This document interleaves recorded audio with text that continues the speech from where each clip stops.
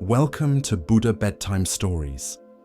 You've arrived at a quiet place where ancient wisdom meets gentle rest.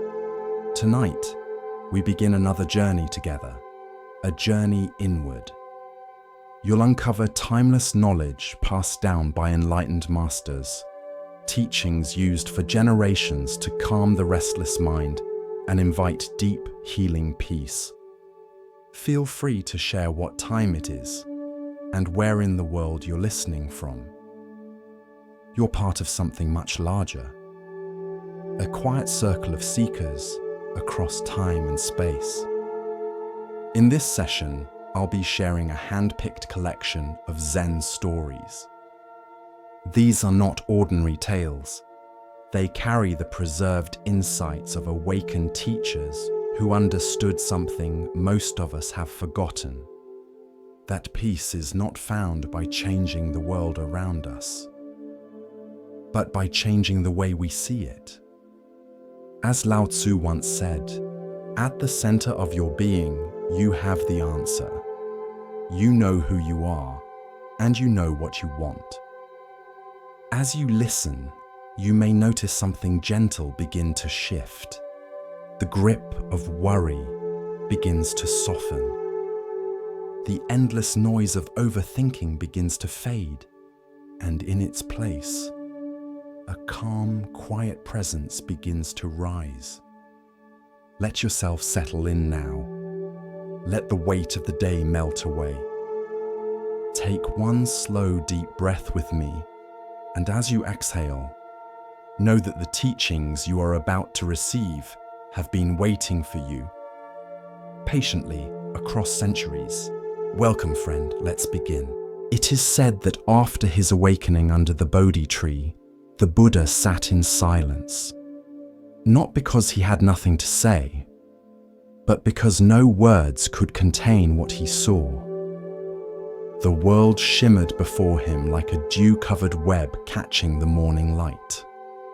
Everything, every leaf, every breath, every thought was connected. Not metaphorically, not poetically, but truly.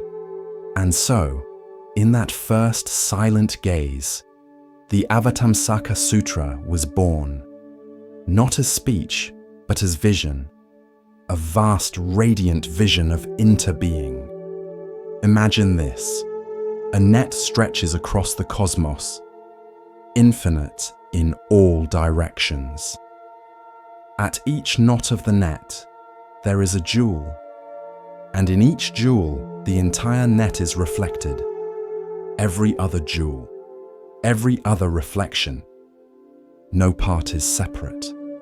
No jewel exists on its own. This is Indra's net, one of the core images in the Avatamsaka Sutra. It is not a fantasy.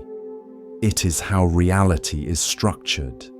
Everything contains everything. You are a jewel in the net.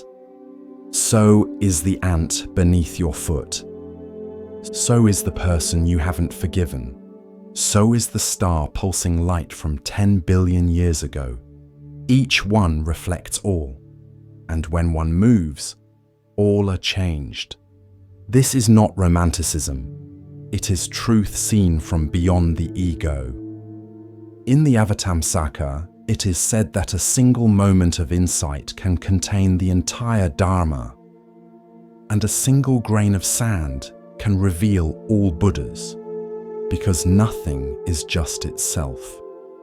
A drop of water is also the cloud, the river, the ocean, the drought, the cry of thirst, the hand that turns on the tap. All these are not separate events. They are expressions of one great dance. There's a story told from the sutra. The Bodhisattva Sudhana travels in search of awakening. He visits 52 teachers. Each one shows him a different truth. A sailor, a child, a gardener, a courtesan, a beggar, a monk. Not one has the final answer, because in this vision there is no final answer. There is only deepening, broadening, the ever-widening ripple of understanding that you are not apart from anything, not even from the question. In the end, Sudana meets Samantabhadra, who tells him, the path is infinite, the practice is the vision is you. And in that moment, Sudana realizes he was never seeking something out there. He was walking through his own reflection. If you truly see this just once, you can never hate again in the same way. Because to harm another is to harm yourself. To lift another is to lift all. You do not have to understand the whole net. You only have to touch one jewel, a single act of kindness, a single moment of stillness, a single breath where you choose love over fear. That one act changes everything, because the net responds, because you are not alone, because no wave rises by itself. Commentary. The Avatamsaka Sutra is sometimes called the flower ornament scripture, because it reveals the beauty of reality as it is, not flat, not linear, but multi-dimensional, like a lotus unfolding endlessly in every direction. In our daily lives, we feel separate. I am here, you are there, this is mine, that is yours. But this is illusion. A necessary illusion perhaps, but illusion nonetheless. Reality is interpenetration. You are in me, I am in you. Even now, reading these words, your breath carries the oxygen once exhaled by trees that died 1,000 years ago. Your thoughts are shaped by your grandmother's voice, by books written by strangers, by the laughter of a friend you no longer speak to. Even your loneliness is shared, because someone else right now feels it too. This is not meant to overwhelm you. It is meant to free you, because when you understand interconnection, you do not have to do everything. You only have to do something, and trust that it matters. Because it does, because the net responds. A Zen teacher once said, "When a bird sings on one branch, the whole forest awakens." You may be that bird, you may be the branch, or the silence that follows. Each one is essential. Each one reflects the whole. You are not small, you are a jewel in the net, reflecting everything, and being reflected by everything. So polish your jewel, not for glory, but for others, because the clearer you become, the clearer the whole web shines. A fisherman rose each morning before dawn. He lived at the edge of a still bay, where mist rolled in like a soft breath and the world moved slowly. Each day, he cast his net into the water, not with force, not with haste, just one gentle sweep into the unknown. Sometimes the catch was good. Other times, the net came up nearly empty. But he never cursed the sea. He simply folded the net, sat quietly by the shore, and waited for light. One morning, as he gathered the net, he noticed something strange. Tangled in the threads was not a fish, but a stone. Smooth, dark, heavy. He tried to shake it loose, but it wouldn't budge. So he tugged, pulled, cut a thread. But the more he worked, the more tangled the net became.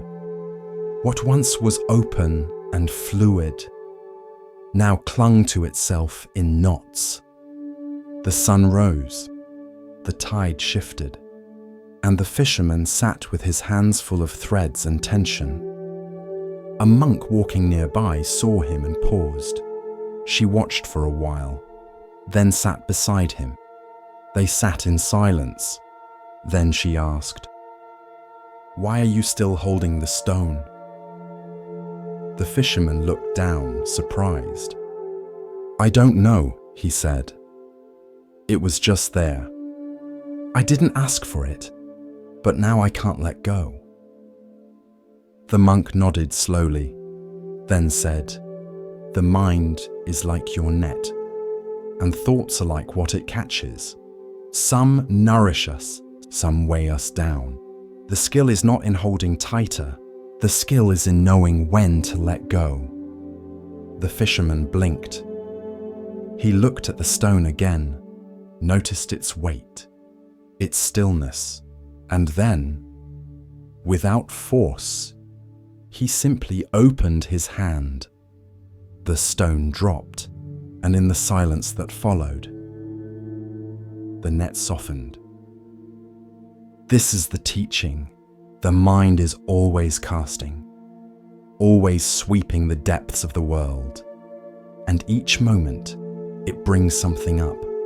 A memory, a judgment, a craving, a fear, a plan, a worry. You didn't ask for it, but it's there. And what you do next is the practice. In meditation, you begin to notice the stones. You sit quietly and the mind casts its net. Up come thoughts, endless, streaming. Some small and harmless, some sticky and sharp, some heavy and loud, and the habit is to grab them, to pull them closer, to replay the argument, to solve the unsolvable, to panic over the future, to narrate the self. But the teaching is simple. Open your hand, let it drop, return to the breath, again and again. This is not avoidance. It is freedom. It is not denial. It is discernment. Because not every thought deserves your grip. Some are just passing fish, some are driftwood, and some are stones that were never yours to carry. The mind wants to collect, wants to store, wants to turn everything into me and mine. But the Dharma says, there is no need to fill your net with every thought. Let the sea give and take. Let the net remain open. Let stillness return. There is a Zen saying, let your thoughts come and go like clouds in the sky. Do not hold on to any of them. And another, you cannot stop the waves, but you can learn to surf. The fisherman became a student of this practice. He still rose early, still cast his net, but he no longer feared the weight of unwanted things. He had learned to pause, to breathe, to release. One day, another fisherman asked him, "Why do you never struggle anymore?" And he replied, "Because I stopped thinking the stone had to be mine." Commentary. The mind is a marvel, but also a trickster. It offers thoughts like a street vendor offering wares. Here, it says, worry about this. Remember this insult. Fear this loss. Fix this person. Solve this world. You don't need to buy everything it sells. You can say, "Not today," and return to the silence underneath. This parable teaches non-attachment to thought, not by suppression, but by seeing clearly, this is just a stone. It came up in my net, and now I let it go. Sometimes you'll catch a golden truth, a loving memory, a calm realization. Hold it gently and let it go too, because even beauty becomes burden when clutched too long.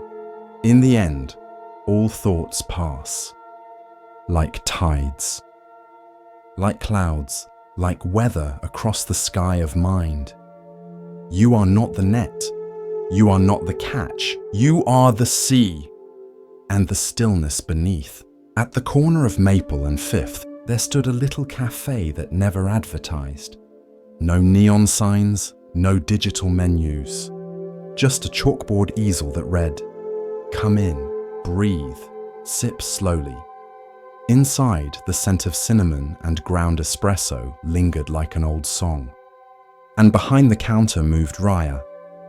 She didn't move quickly, not because she was lazy, but because every motion mattered. Scoop, steam, pour, wipe. A rhythm of care, repeated hundreds of times a day.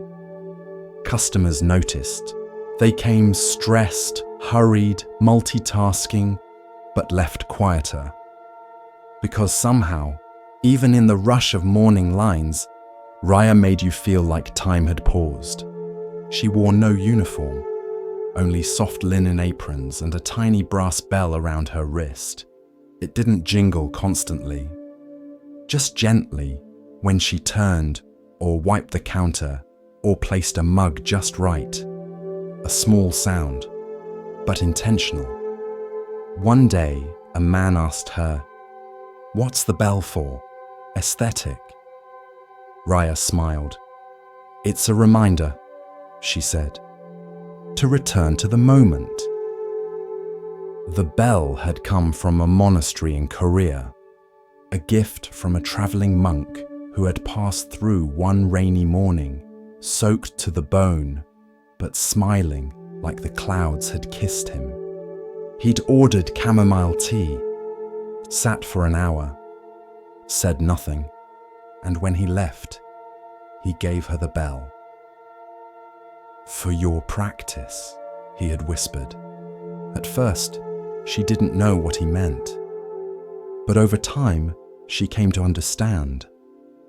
Every chime was a callback, back to the steam rising from the milk, back to the texture of ceramic under her fingertips, back to the presence of the person in front of her.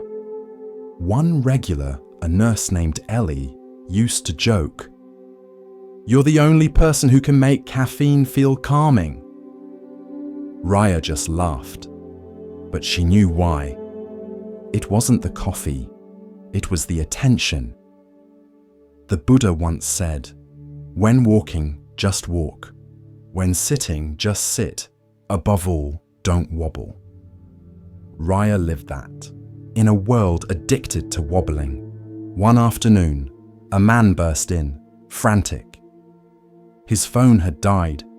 He was late for a pitch. He spilled his order twice in his rush. But Raya didn't scold. She simply placed the cup on the counter slowly. Her bell chimed. He paused, looked up. And in that pause, he breathed.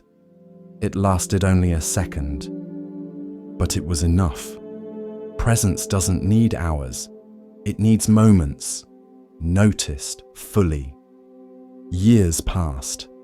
The cafe stayed small, never franchised, never changed hands, but its walls soaked in thousands of quiet returns. One morning, Raya didn't show up. A handwritten sign appeared. "Back in 3 days, practicing stillness." Customers waited, and when she returned, they smiled. Because somehow, her absence had reminded them. Even a barista needs to refill the cup. The bell still chimed, still soft, still enough. A sound that said, "You're here, be here." As we continue our journey through the wisdom of Zen Buddhism, let us turn to a tale about recognition and the true nature of worth. This is the next story. The leaves whispered of him before his name ever reached a village gate. Parents clutched their children.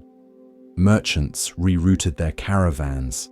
Monks bowed their heads, not in reverence, but in caution. For the man they called Angulimala roamed the forests like a curse in flesh. They said he wore a garland of severed fingers.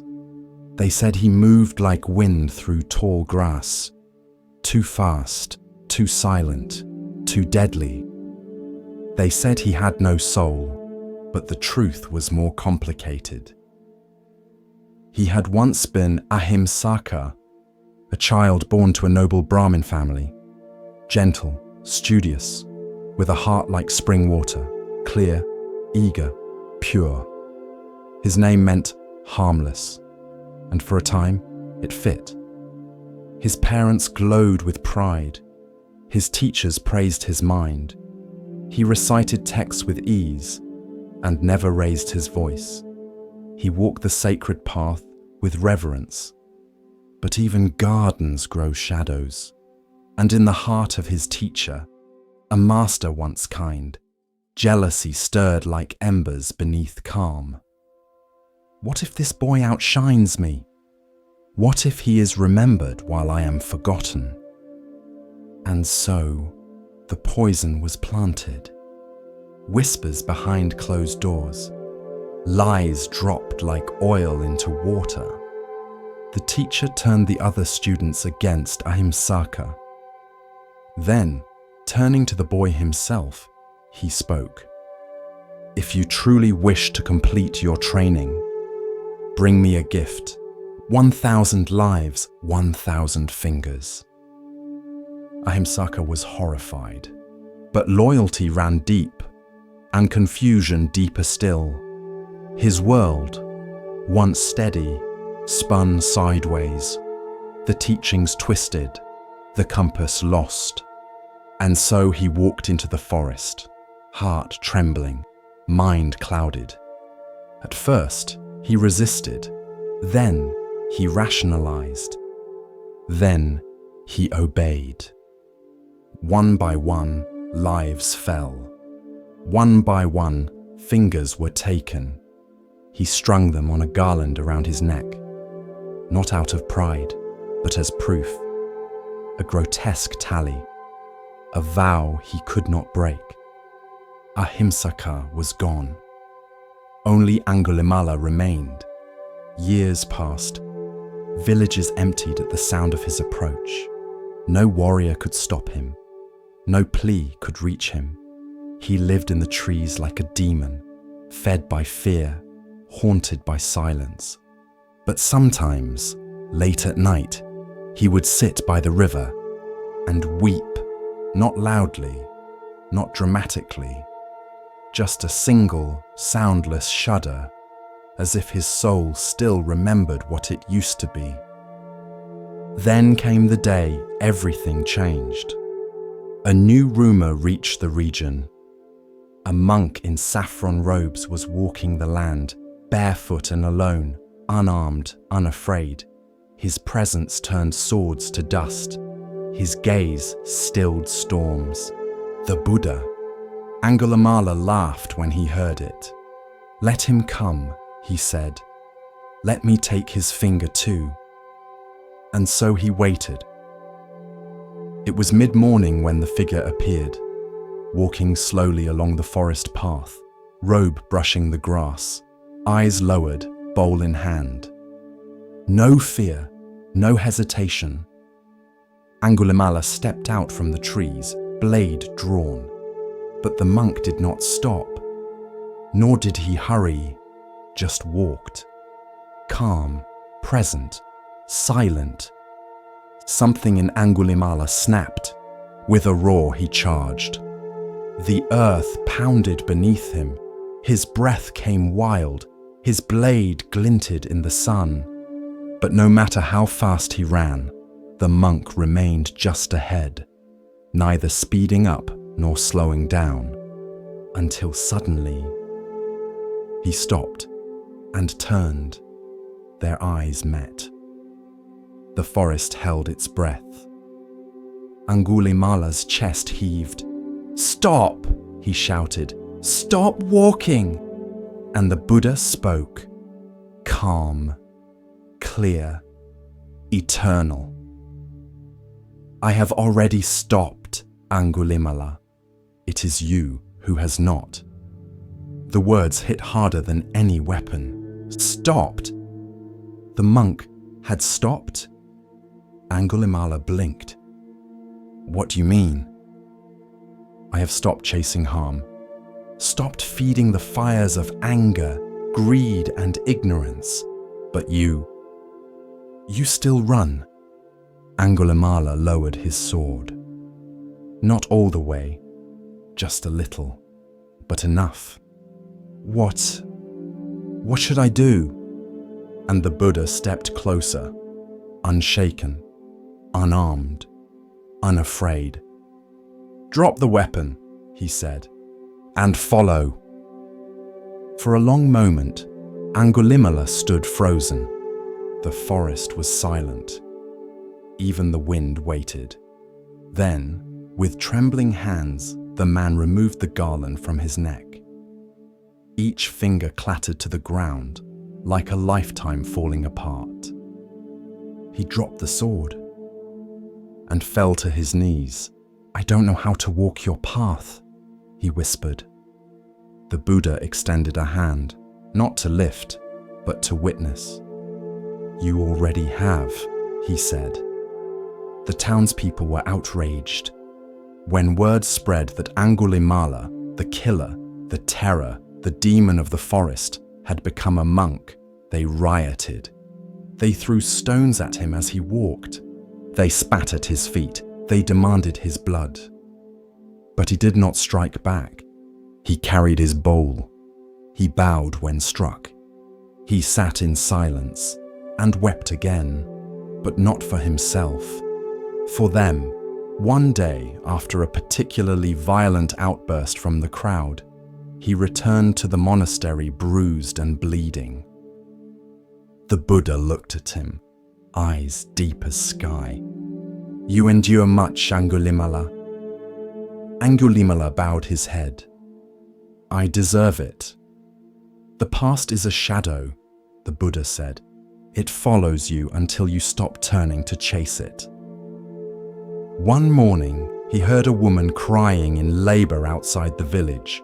The pain was great, the danger greater, but the people refused to help. She's cursed, they whispered.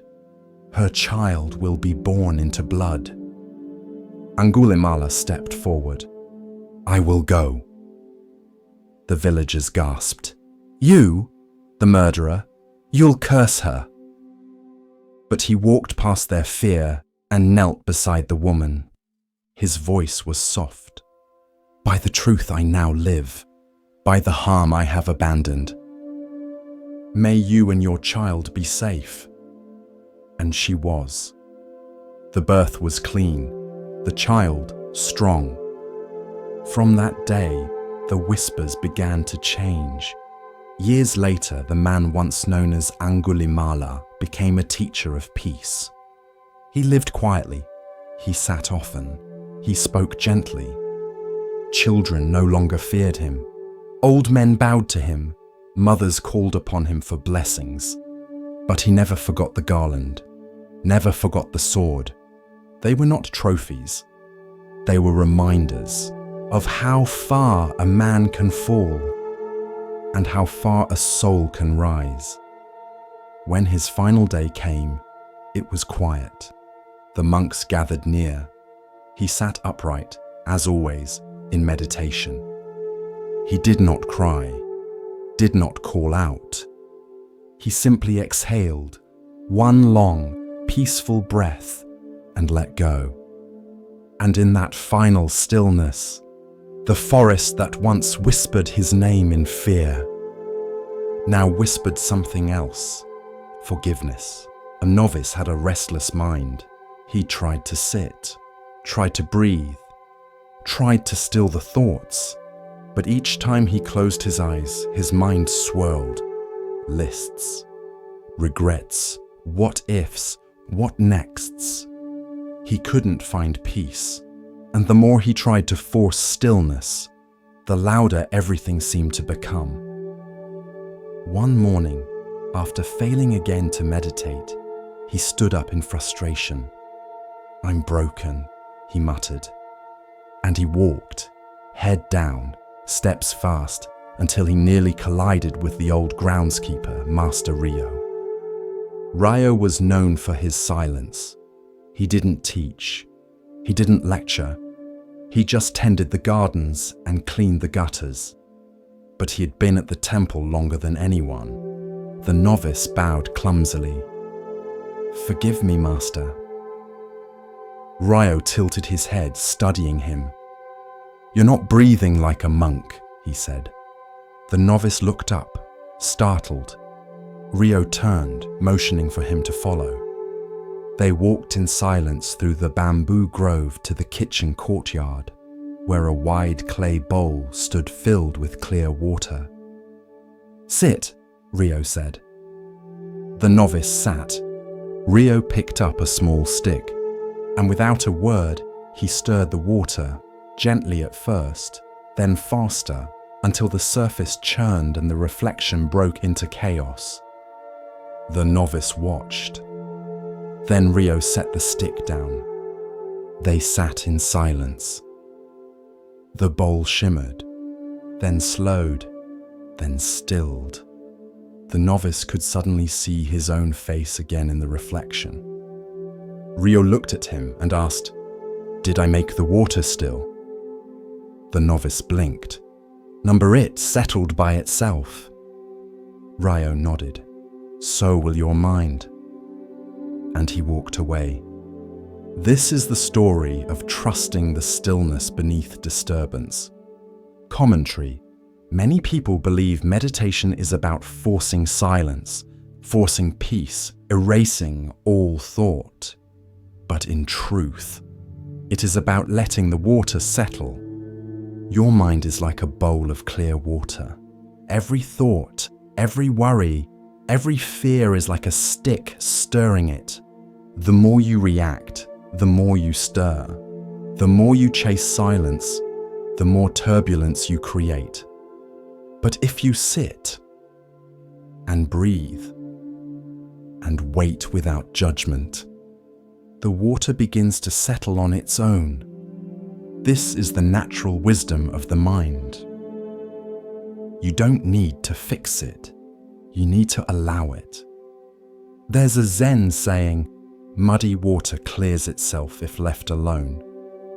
The novice learned something that day, not from a sutra, not from a formal teaching, but from water. He stopped fighting his thoughts. Instead, he watched them. Like leaves drifting across a pond. He stopped demanding they leave, and instead bowed as they passed. And slowly, something began to shift, not instantly, but gently, like the bowl that stopped churning the moment no hand stirred it. This is how peace comes. Not by control, not by perfection, but by patience, by the quiet knowing that nothing stirred stays stirred forever. If you are anxious, sit like the bowl. If you are overwhelmed, breathe like the wind that forgets itself. If you are angry, wait like the pond after rain. It will pass, all of it. And when it does, clarity returns. You'll see your reflection again. Not because you forced it, but because you didn't run. So next time you feel lost in thought, don't fix, don't flee, just wait. And let the water be water. In the days when animals still spoke the language of the wind and trees, there lived a turtle in a wide, sparkling pond near the edge of a small village. The water was clean. The lilies bloomed. Dragonflies shimmered like tiny blades of light, and frogs sang in harmony beneath the moon. And in the center of it all, floating lazily on a flat, sun-warmed rock, was a turtle with a sharp mind and a sharper tongue. He was clever, observant, wise even, but he had one weakness. He could not stop talking. This turtle, who in a past life had been the Buddha, spent his days offering advice to fish, telling stories to tadpoles, and correcting the herons who perched too long on the reeds. He spoke of the stars, of the weather, of the foolishness of men and the arrogance of birds. And many listened at first. But over time, some began to swim a little farther from his rock. The frogs coughed politely and leapt away. Even the dragonflies found quieter lily pads to rest on. Still, the turtle spoke. He spoke when no one was near. He spoke when others slept. He spoke not to be heard, but because silence felt like drowning. One summer, the rains did not come. The sky cracked but gave no water. The pond shrank. Lilies withered. The fish moved deeper, their numbers fewer each day.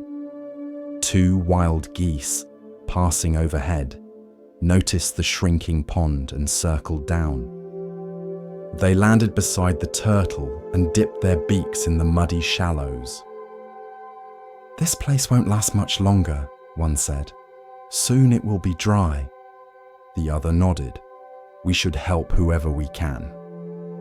The turtle, curious, swam closer. "Help? How?" The first goose blinked. "We will carry the small fish to deeper waters, and if you like, we can carry you too." The turtle's eyes widened. "You would do that?" "Of course," said the second goose, "but only if you can stay silent." "Silent?" the turtle echoed. "Yes," said the first. "We will hold a stick between our beaks. You must bite down on the center and hold on. But if you speak, even one word, you'll fall." The turtle hesitated. Not talk? For an entire journey? He looked around. The pond was shrinking. His friends were gone. The mud cracked beneath the sun. He took a breath. "Very well," he said. "I will be silent." The next morning, the geese returned with a sturdy stick. They each gripped one end in their beaks. The turtle bit down on the center with determination. Together, they rose into the sky, wings strong, the turtle dangling like a pendant between them. He had never seen the world like this before. Forests stretched like ocean waves. Rivers wound like silver ropes. Hills rolled beneath them like sleeping beasts. And far below, people looked up and pointed. "Look!"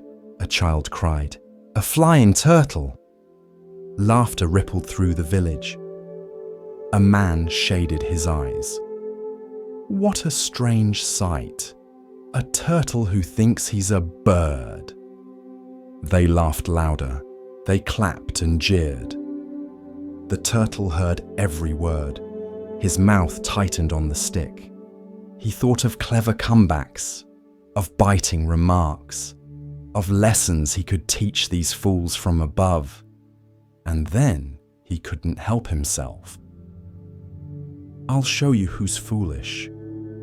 But the moment his mouth opened, he fell. Down, down through the sky, tumbling through wind and silence and regret until he struck the earth and never rose again. The geese circled once, then flew on.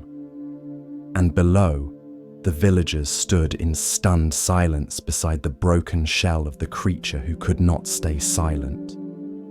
Later, when this tale reached the forest monasteries, a monk asked the Buddha, "Was the turtle's mistake pride?" "No," said the Buddha. "It was attachment.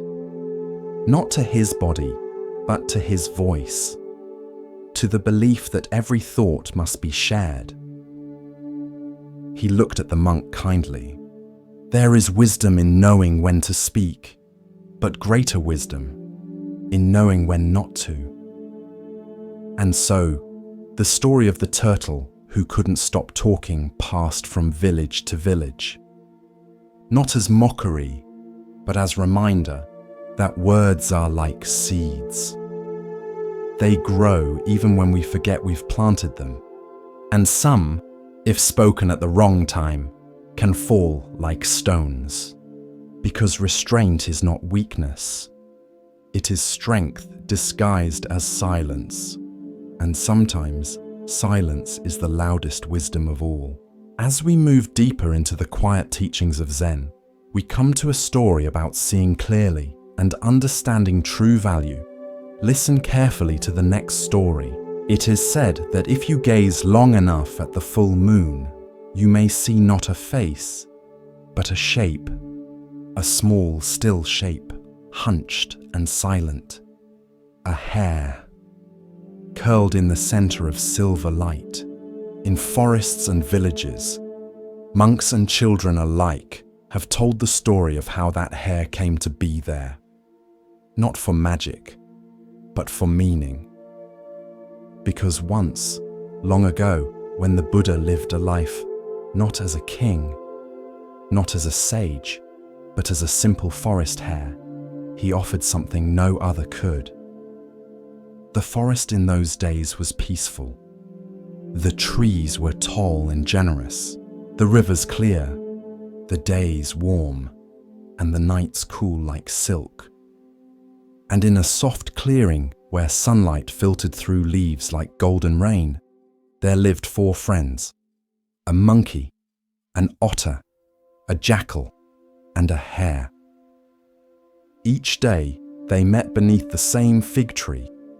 They shared stories, laughed together, and vowed to live simply, offering kindness to all creatures.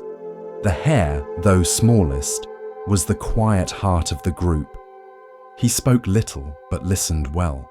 He never hoarded, never pushed, and his silence made room for the truth in others to unfold.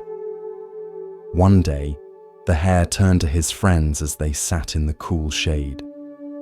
"Tomorrow is the holy day," he said softly. "The day of giving. If someone comes to us in need, we must give all we can." The others nodded eagerly. "I will gather fish from the river," said the otter. "I will collect ripe mangoes and figs," said the monkey. "I will steal curdled milk from the village shrine," said the jackal, grinning. The hare said nothing. "What about you?" they asked. He looked down. "I have no fruit, no claws to fish, no cleverness to steal. All I eat is grass." He looked up at the sky. "So, if someone comes in need, I will give them myself." The others fell silent. The wind stirred the fig leaves above them, and somewhere far off, as though moved by the weight of the hare's words, the world shifted. That night, as stars bloomed across the sky, the great deity Chakra, ruler of the heavens, heard of the hare's vow. He was curious. Among all the creatures, who would truly give without pride? Who would offer not for reward, but for love? So Chakra descended to earth, not in thunder or gold, but disguised as an old, starving hermit, his robe tattered, his hands trembling with hunger. At dawn, he approached the clearing. The 4 friends welcomed him with reverence. "I am hungry," he said. "I have not eaten in days." The otter offered his fresh fish. The monkey gave sweet mangoes. The jackal, grinning, placed stolen butter and curds at his feet. Then the hare stepped forward. "I have nothing," he said gently, "but I will not break my vow." He turned to his friends. "Build a fire." They looked at him in confusion. He nodded. "Yes, a fire." As the flames rose, the hare bowed before the hermit. "I offer you the only thing I have, my body." And with that, he leapt toward the fire. But the flames did not burn. They shimmered and vanished. And in their place stood Chakra, radiant in divine form, his eyes filled with both sorrow and awe.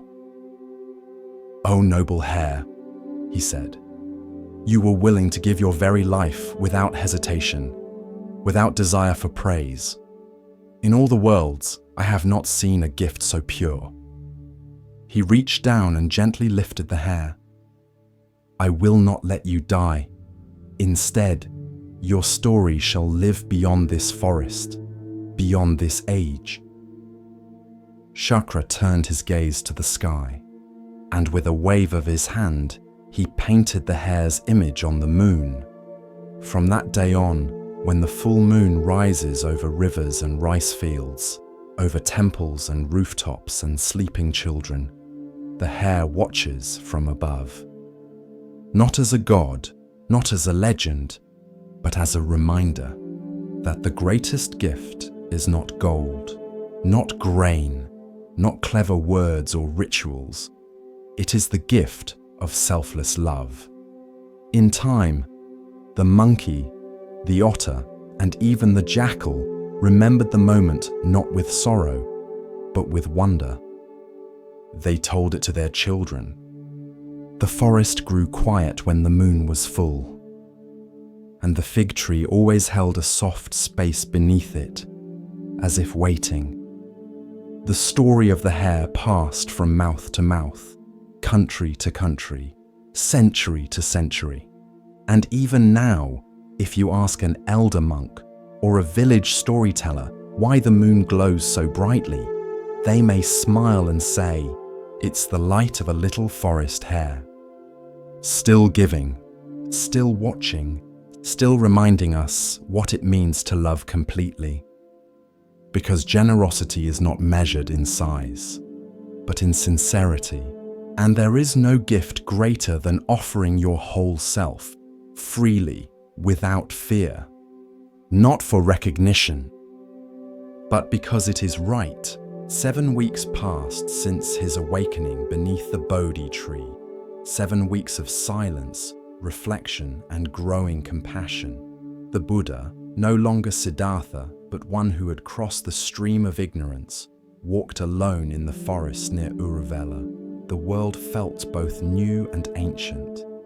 The birds sang with clarity, the wind carried the scent of blossoms and dust, and in every sound he heard the stillness of knowing. But his heart, now free, did not rest in solitude. He knew the truth he had seen was not his to keep.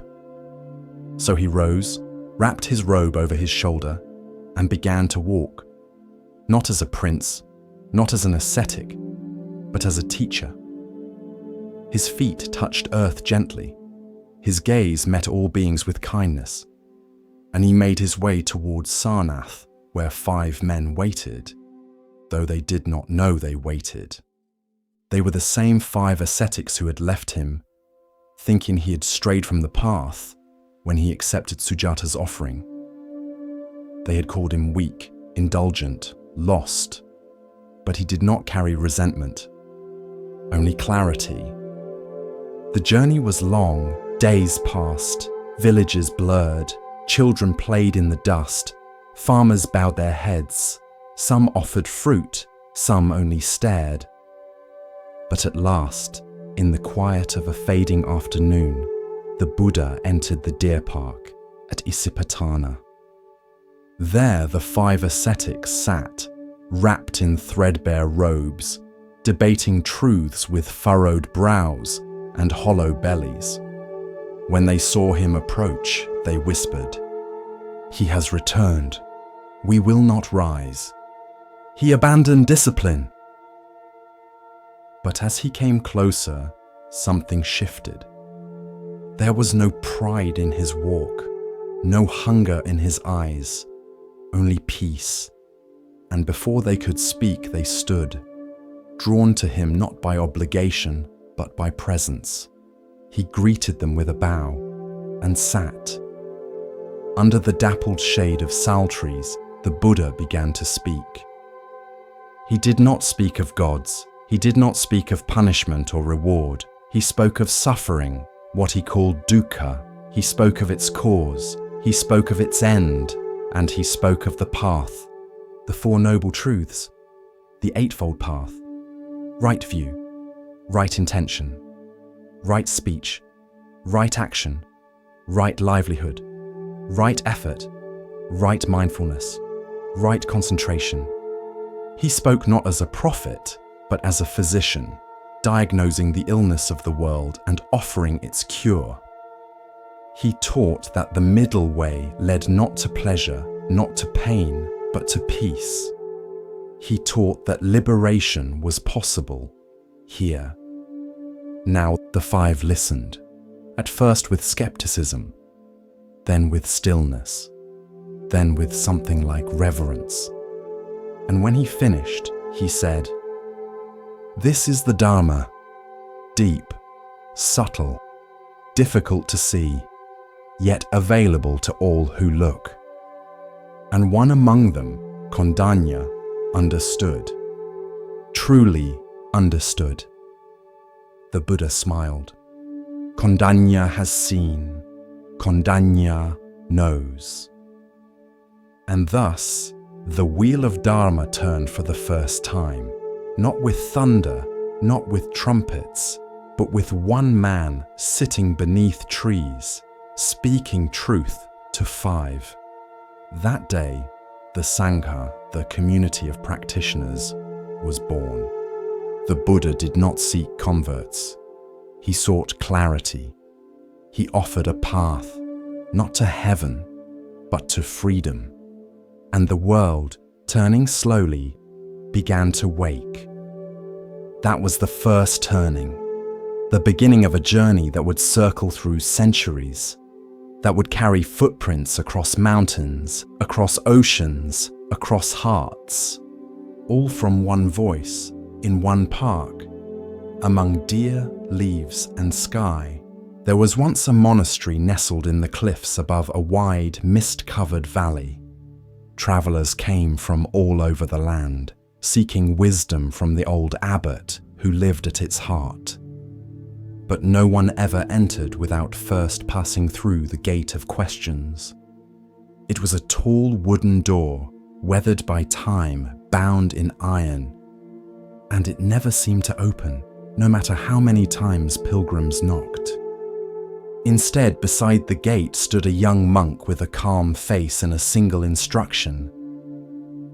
If you wish to pass, you must answer, "What keeps you from entering?" Some said, "My sins." Others said, "I'm not ready." One said, "I'm too angry." Another said, "I'm still seeking." To each answer, the monk bowed and said, "Return when you are not." And so the pilgrims would leave, some frustrated, some weeping, some silent. One day, a weathered traveler approached. She was older than most. Her robes were plain, her eyes clear. She stood before the gate and read the words carved above, "Liberation is here." Then she looked at the gate and realized there was no lock, no bolt, no bar, just a handle. She turned it. The door opened, and she walked through. The monk beside the gate only smiled, because the lesson had never been in the answer. It had been in the assumption. This is the story of liberation, not as something earned, but as something already available, once illusion falls away. Commentary. Most of us believe the door is locked, that we must be perfect first, clean first, worthy first, empty of anger or sadness or self-doubt. But the Dharma does not wait for your perfection, it waits for your presence. The Buddha did not say, "You must transcend before you begin." He said, "See clearly." And in seeing, freedom unfolds. The gate of questions was never locked, but the mind said it was. Because it clings to a self-image that believes, I am not there yet. I am not enough. I am still broken. But brokenness too is part of the path. And sometimes it is the crack that lets the light through. Liberation is not far. It is not elsewhere. It is not earned. It is the moment you stop demanding anything of the moment and simply turn the handle. The traveler who opened the gate was not special. She had simply grown tired of pretending the barrier was real. She saw the door for what it was, just a door, and walked forward. The monks say the abbot greeted her without words, only a bow, because no celebration is needed for one who sees the obvious. This story is often told to new students when they first enter training. Some smile, some frown, but a few immediately stand up and walk to the edge of the room to check if the door is locked. And when it opens easily, you can always hear the soft laughter of awakening. So if you find yourself waiting for permission, waiting for a sign, waiting to be good enough to begin, ask, what if the door was never locked? What if I only needed to reach for it? And if your hand trembles, that's all right. Just turn the handle. The Dharma is not waiting behind it. The Dharma is the act of reaching. With each step on the Zen path, a new lesson unfolds. Now we turn to a story about recognition, of self, of others, and of what truly matters. Listen carefully to the next story. It was the 5th night of the waxing moon. The air in Kapilavastu was still, not silent, but hushed, as though the stars had gathered at the edges of the world to listen.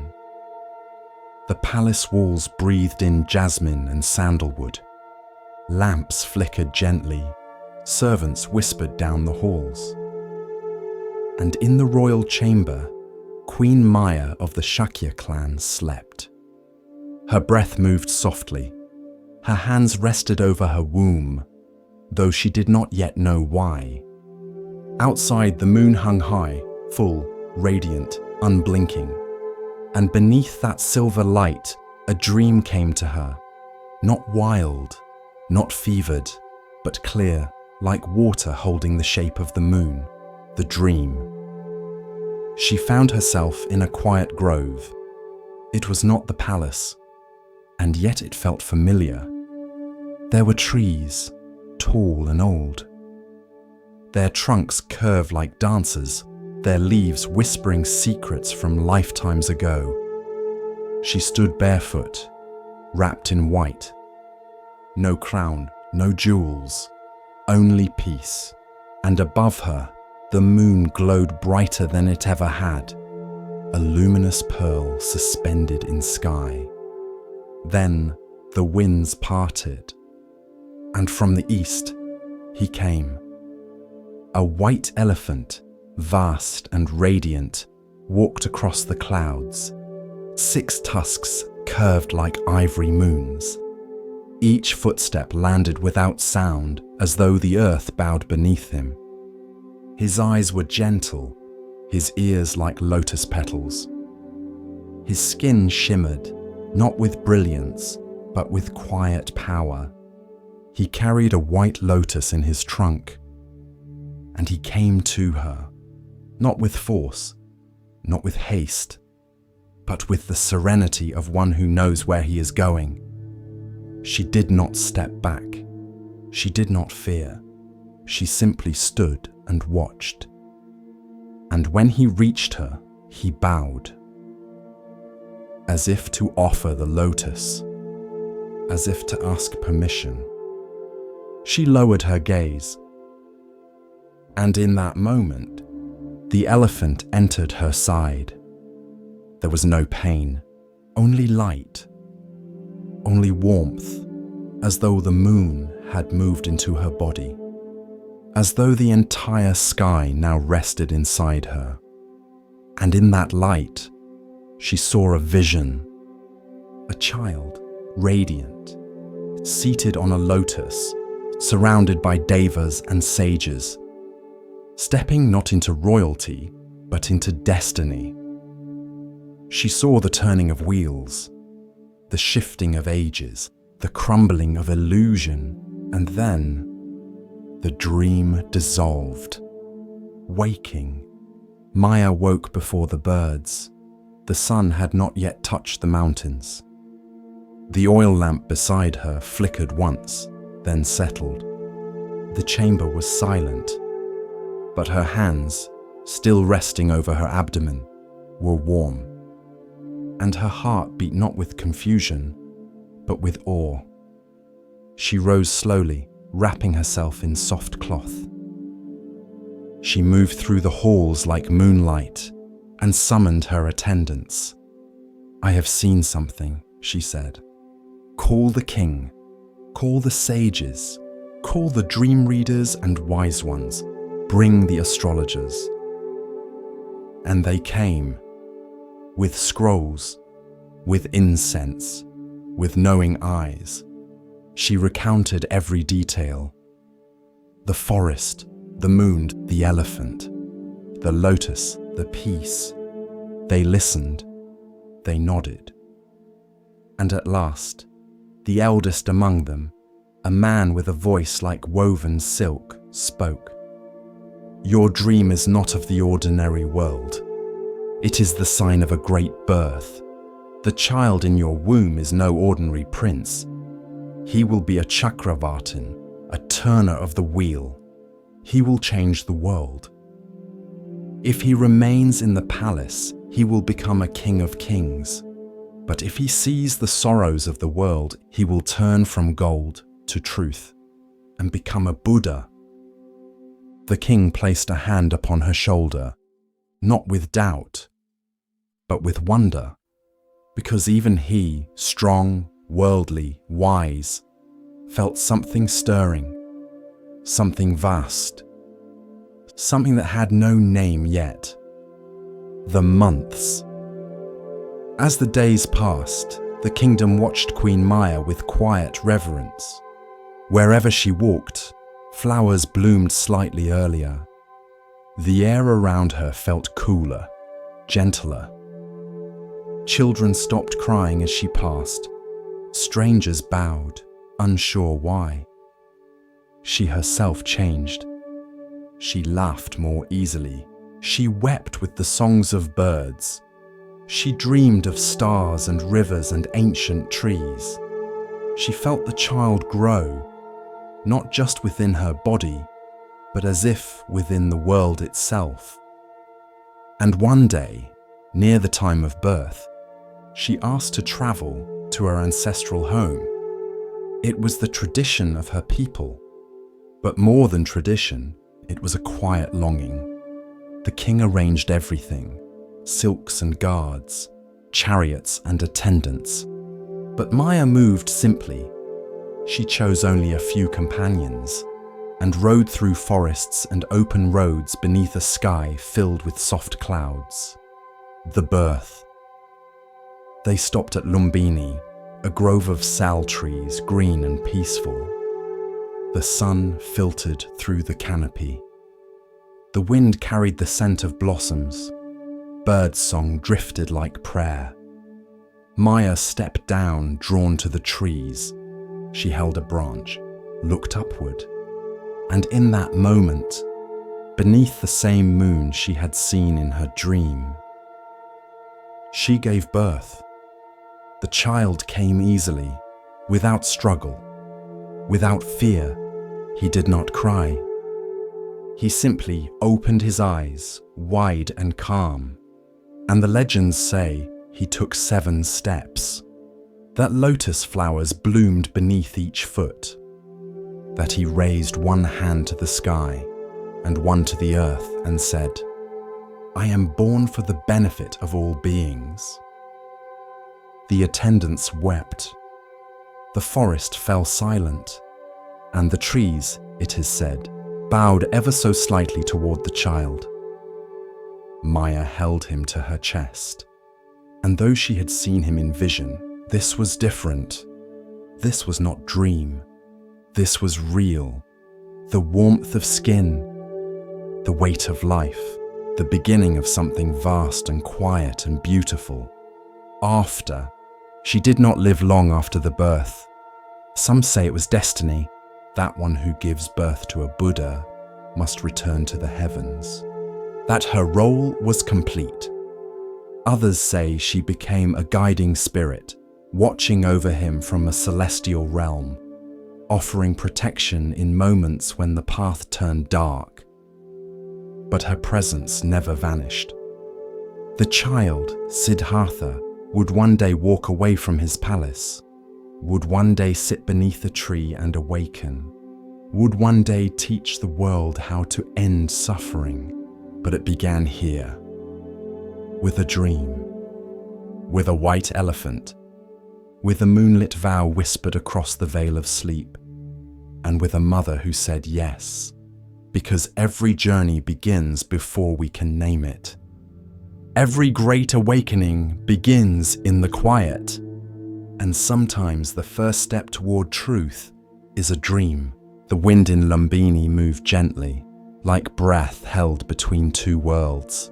It was spring, the trees were in bloom, and the sal branches swayed with the weight of 1,000 white blossoms, drifting like snow through sunlight. The grove itself had always been sacred, but on this day, it held its breath, because something was about to happen. Queen Maya of Kapilavastu had travelled far. Her time was near, and by custom, she had chosen to give birth in her family's village. The journey had been long, but gentle. Attendants walked quietly beside her. The sky stayed clear, and the earth itself seemed to soften beneath their steps. When they reached Lumbini, Maya smiled. Here, the air was different, cooler, still. The light filtered through the trees in beams so soft they looked like silk. She stepped down from her carriage, removed her sandals, and walked barefoot into the grove. Birds did not flee. They simply paused. At the center of the grove stood a tall sal tree, wide-branched and flowering. She reached for a low branch and rested her hand upon it. She did not cry out. She did not tremble. She breathed. And there, beneath the trees upon the earth in silence, a child was born. He did not enter with a cry. He entered with awareness. His eyes opened wide, dark and deep like the night before rain. His skin was said to shine with a glow not of this world, and the breeze, once soft, began to stir the leaves as if to sing. Attendants rushed forward. The midwife covered her mouth. The sky turned golden for a breath, and legend says that the flowers on the sal tree bent low to witness. The child did not wait to be carried. He stood. He took 7 steps, and with each step, where his foot touched the ground, a lotus bloomed. Not imagined, not metaphor, but real. Petals unfurled beneath his heels. Fragrance filled the air, and the world paused. Animals stopped their grazing, streams paused their song, and even the wind, surprised by the holiness of the moment, turned back to watch. When the 7th step was taken, the boy raised one hand to the sky and one to the earth. And in a voice that was not learned but remembered, he said, "In this life, I am born for the benefit of all beings. This is my final birth. I will put an end to suffering." It is said that the Devas, Gods of distant realms gathered in silence, their hands folded, their eyes lowered, because something rare had occurred. A bodhisattva, fully awakened in past lives, had returned to walk the earth once more. Heavenly flowers fell through the air. Trumpets sounded without instruments. Celestial beings whispered blessings the humans could not hear. And yet even those on earth, who had no names for such wonders, felt the shift. One man wept without knowing why. One horse knelt in its harness. A pot of rice boiled over though no fire was lit. Something had entered the world, something ancient, and entirely new. He was named Siddhartha, which means he who achieves his aim. In his small face, those who looked closely saw both softness and strength, an ocean of stillness behind the movements of a child. He did not laugh more or cry less than other babies, but when he looked into your eyes, it felt as though he saw through the lifetimes you had forgotten. Queen Maya held him close, felt his heartbeat against her own, but in her heart she knew this child did not belong only to her. He belonged to the world. Word of the birth traveled quickly. When the child was only days old, the king summoned the wise sages of the land. Among them came Asita, an old hermit who lived in the mountains, wrapped in robes the color of ash, with eyes that had watched the turning of many seasons. He entered the palace slowly, carried no staff, asked no favor. He only asked to see the child. When Siddhartha was placed before him, Asita's lips trembled. Tears welled in his eyes, not from sorrow, but from recognition. He bowed low before the infant. And when he rose, he turned to the king. "This child will not rule a kingdom. He will rule the heart. He will not wield armies. He will end suffering. He is destined to become a Buddha, an awakened one. He will show the way beyond sorrow. But I will not live to see his teaching. That is my only sadness." And he bowed once more. The room fell still. Even the oil lamps seemed to lean closer. The king said nothing. The queen held her son more tightly.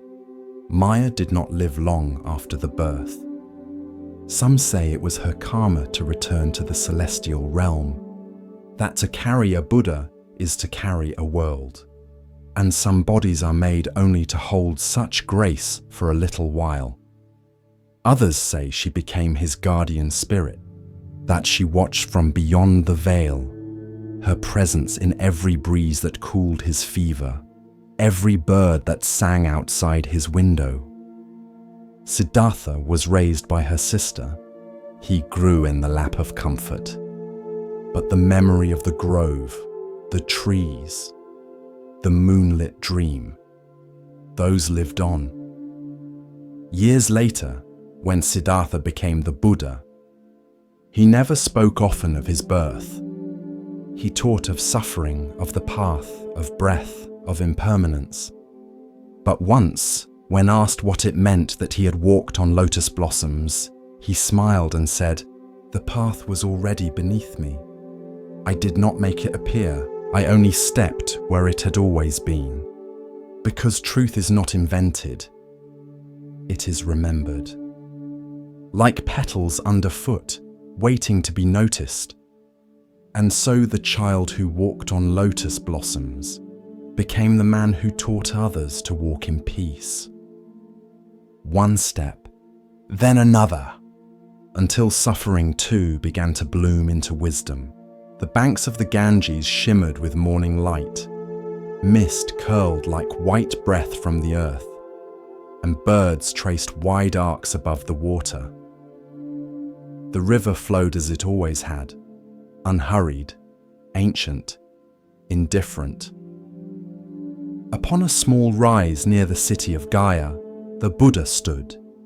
His saffron robes caught the first golden threads of sunlight, and his presence seemed to quiet even the wind. Around him gathered 1,000 ascetics, silent, weathered, lean with years of discipline. Their robes were coarse, their skin bronzed by fire and wind. Their eyes held questions that words could not form. They had come to hear him, not because he promised liberation, but because he had found it. These were men who had walked barefoot on burning sand, who had held their breath until stars blurred in their vision, who had fasted until even hunger grew silent. They had known pain. They had studied sacred fire. They had chanted, scarred, endured. But they had not known peace, and so they came, not to challenge, but to listen. The Buddha began not with praise, nor with rules, nor with doctrine. He began with fire. All is burning, he said. A ripple moved through the crowd like wind across tall grass. He paused, let the silence stretch, like the space between flames. All is burning, he repeated. The I is burning, forms are burning, I consciousness is burning. He spoke slowly, deliberately, each word striking like a drumbeat in the still morning air. Burning with what? With the fire of lust, the fire of hatred, the fire of delusion? Some closed their eyes, others frowned. A few leaned forward, their breaths caught. The Buddha looked upon them, not with challenge, but with compassion. This body you cling to, he said, it is a wick. This mind you chase through craving, a spark. And each time you grasp, each time you say, mine, you feed the fire. A breeze moved across the Ganges. It stirred the edges of robes. It cooled nothing. The Buddha continued. The world is ablaze, but not with wood and coal. It burns with longing, with grasping, with thirst. He walked slowly among them, not above, not apart. His steps made no sound. Eyes that chase beauty, ears that crave praise, tongues that seek sweetness, minds that hunger for permanence. He turned and lifted his simple alms bowl. This too is not mine. It holds food today. Tomorrow, it may be empty. I thank it either way. From the back, an old ascetic raised his hand. Are we to abandon joy? He asked. Is not joy the goal? The Buddha smiled faintly. No, he said. Not joy. Only the craving for joy. Let joy arise. Let it come like wind through trees. But do not chase it. Do not bind to it. Do not say, this is mine. For the flame you grasp will burn your hand. Another monk asked quietly, how do we live in a burning world? The Buddha looked at him with eyes deep as a still lake. Like a man who sees the blaze, he said. Who walks with care, breathes with wisdom, and holds no illusion that the fire is shelter. A hush fell over the gathering, not from fear, but from recognition. The fire was not only in the cities, or in war, or in anger. It was inside them, inside each grasping thought, each clenched desire. The Buddha sat upon the earth. He drew a circle in the dust with his finger. Inside this circle, he said, are your perceptions, your feelings, your ideas. They rise like smoke. They change like flame. They disappear like ash. Do not build your home in a fire. A younger monk, no more than 20 summers old, whispered, "Then where do we dwell, Master?" The Buddha looked up. "In awareness," he said. "In equanimity, in the space between sparks. Be the witness, not the fuel." The monks bowed their heads. Some wept, not from sorrow, but from something else. From release, from clarity, from the sudden lightness of realizing they could put something down. That night, they built no fires. There were no chants, no ceremonies. They ate simply, drank river water, and sat in silence. But the silence was not empty. It was watchful. Each monk sat with his own flickering flame. Some remembered the pain of hunger they had forced upon themselves. Others remembered the pride they had felt when praised for discipline.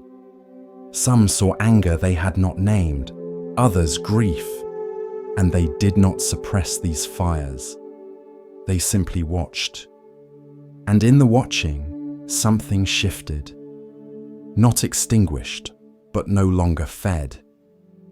In the days that followed, the change was quiet but real.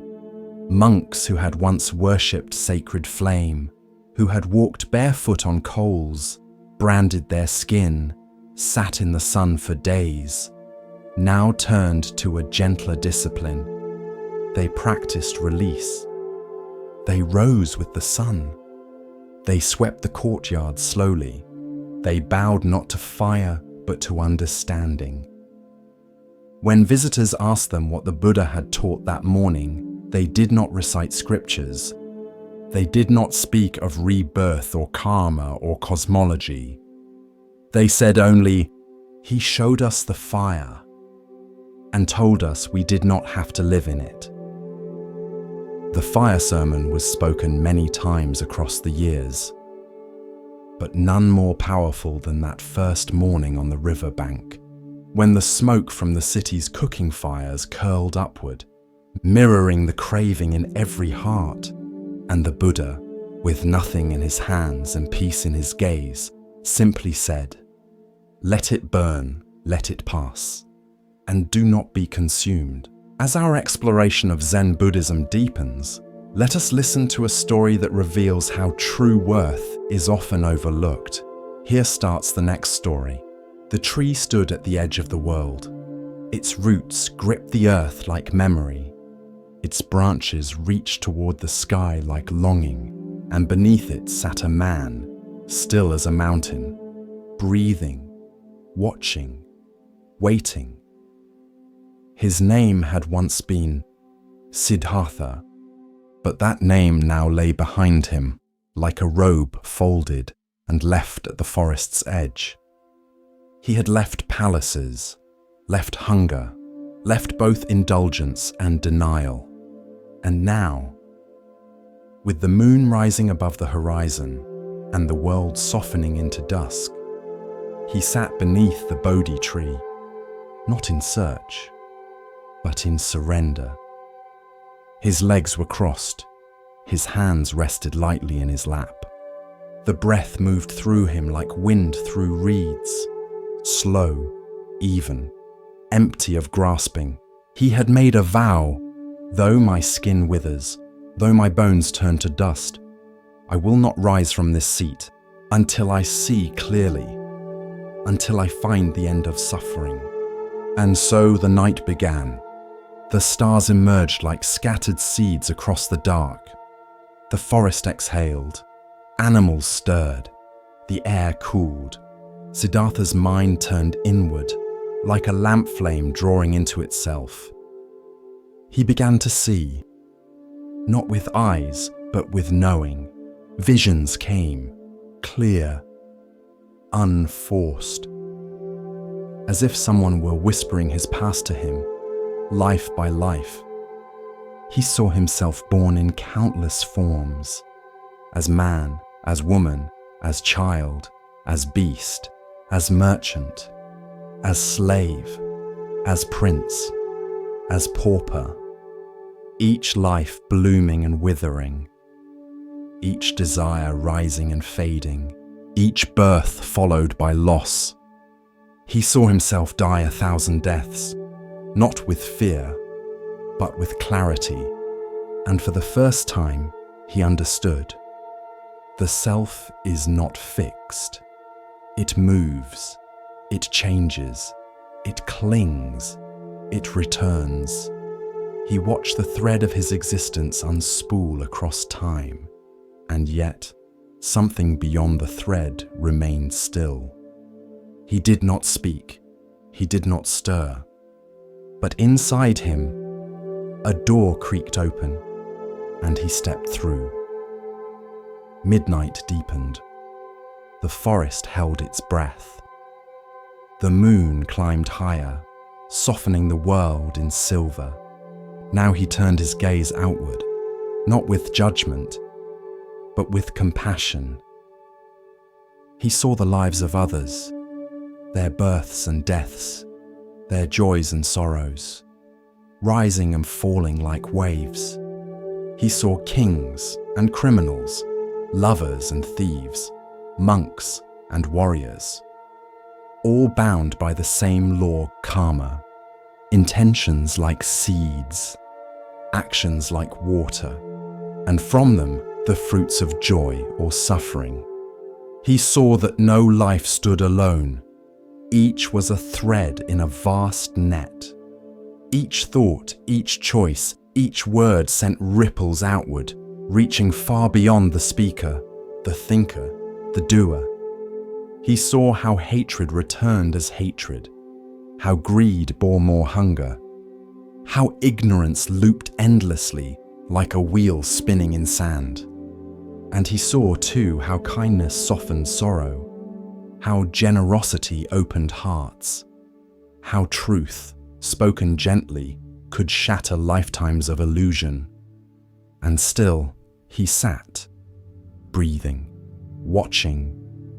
The net of becoming stretched before him, vast, intricate, impossible to escape. Unless one saw the threads for what they were, not chains, but illusions. He closed his eyes, and the world began to tremble. The deepest hour of night, not even owls cried now, not even leaves moved, and within him, the final door unlocked. He turned his mind to the cause of suffering. Why do we suffer? Why do we cling? Why do we fear? And the answer rose, not like thunder, but like morning, clear, simple, radiant. He saw it all in a single breath. Ignorance gives rise to craving.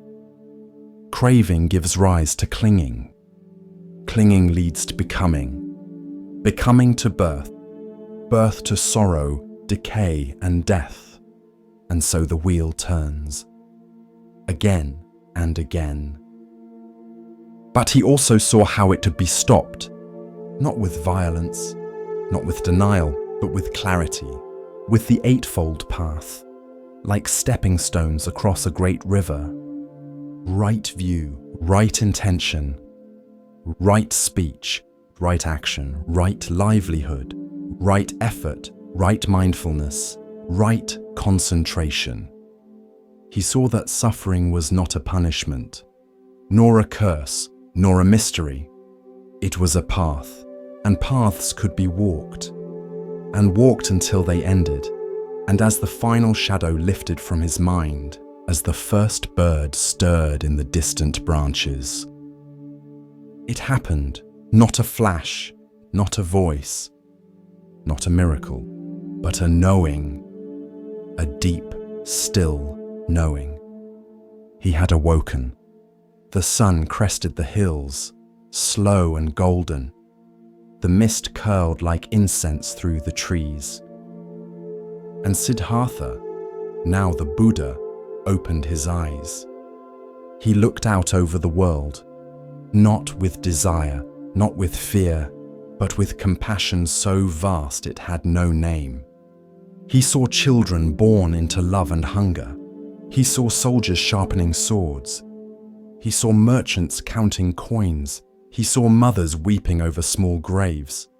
And he wept, not with sadness, but with tenderness, because they were all still sleeping, not foolish, not broken, just dreaming. He had been asleep once too, and now he was awake. It is said that Mara, the Lord of Illusion, came one last time, not with armies, not with demons, but with a whisper. Now that you are free, he said, leave them behind. They will not understand. They will mock you. They will twist your words. They will forget. And the Buddha listened. He sat with that thought, the thought of peace in solitude, of disappearing into the forest, of vanishing beyond suffering alone. But then he saw a farmer rising to begin the day. He saw a child carrying water. He saw a girl humming a tune she did not know was ancient. And he knew they were not lost, just tired, just waiting, just needing someone to show them the way back to themselves. So he turned to Mara and said, "They will understand. Some will. Even one is enough." And Mara vanished. He stood slowly, the grass beneath him still wet with dew. His knees ached, but his heart did not. He took his bowl, his robe, his breath, and began to walk toward the village, toward the people, toward the long road of teaching. He would speak not of gods, nor of punishments, nor of sacred fire, but of suffering and how to end it, of breath and how to follow it, of kindness and how to live it. And so the man who once left his son sleeping, who had starved beneath trees, who had faced demons and silence and the unraveling of self, walked down from the Bodhi tree. And the world, though it did not know it yet, had already begun to wake.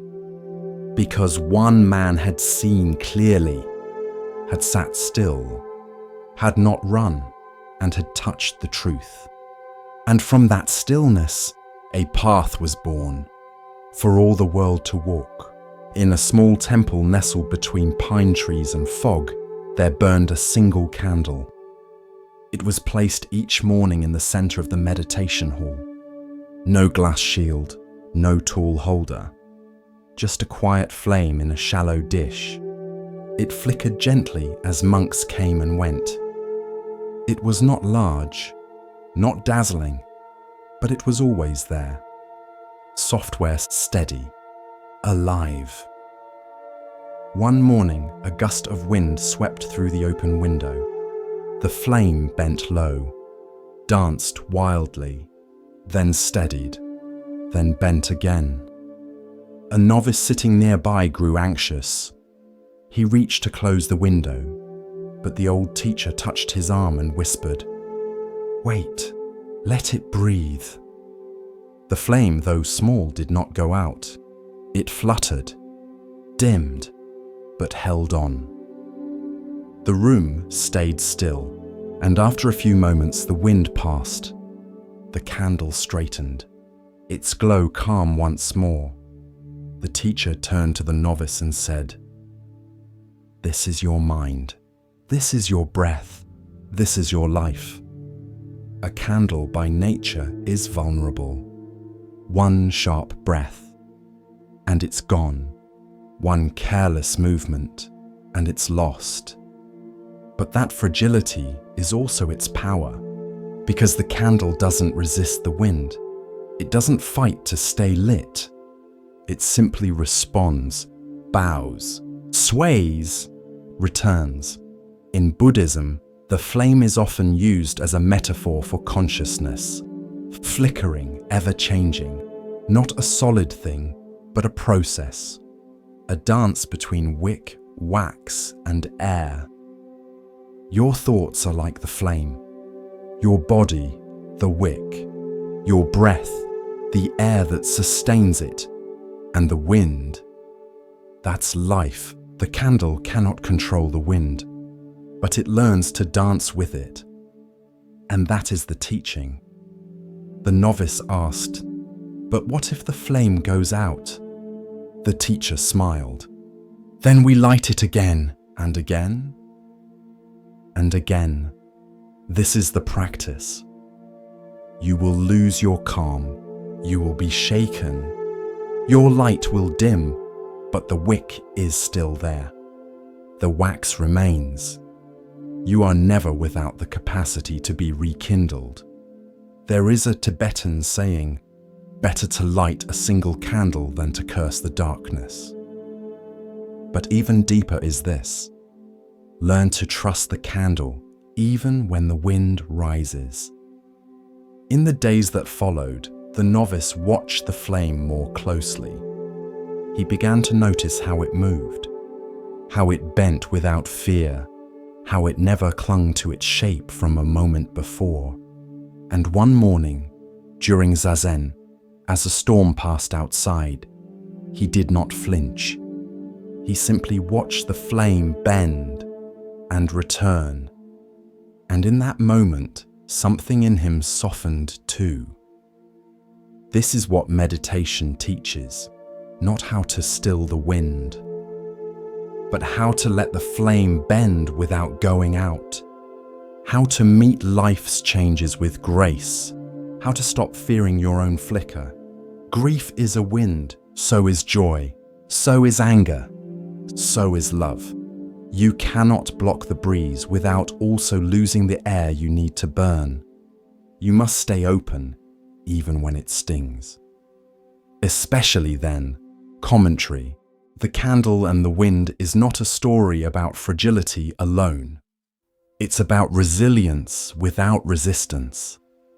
It's about remaining warm, soft, and lit, even when the conditions shift.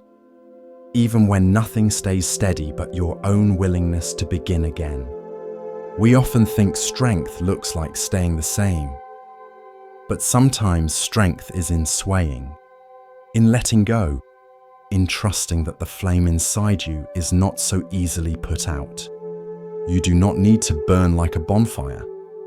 You only need to glow enough to see your next step, to offer light to the person beside you, to remind the darkness, I am still here. The teacher once said, a candle gives all it has, and still the world is warmed by its passing. So be the candle. Even if your light flickers, even if no one sees, even if the wind blows harder tomorrow, burn anyway, not for show, but because this is who you are. One morning, as the temple bell echoed over the hills, a feather drifted across the gravel path. Software white, weightless. It twisted in the breeze, rising, falling, then gliding gently down near the feet of an old monk named Shiro.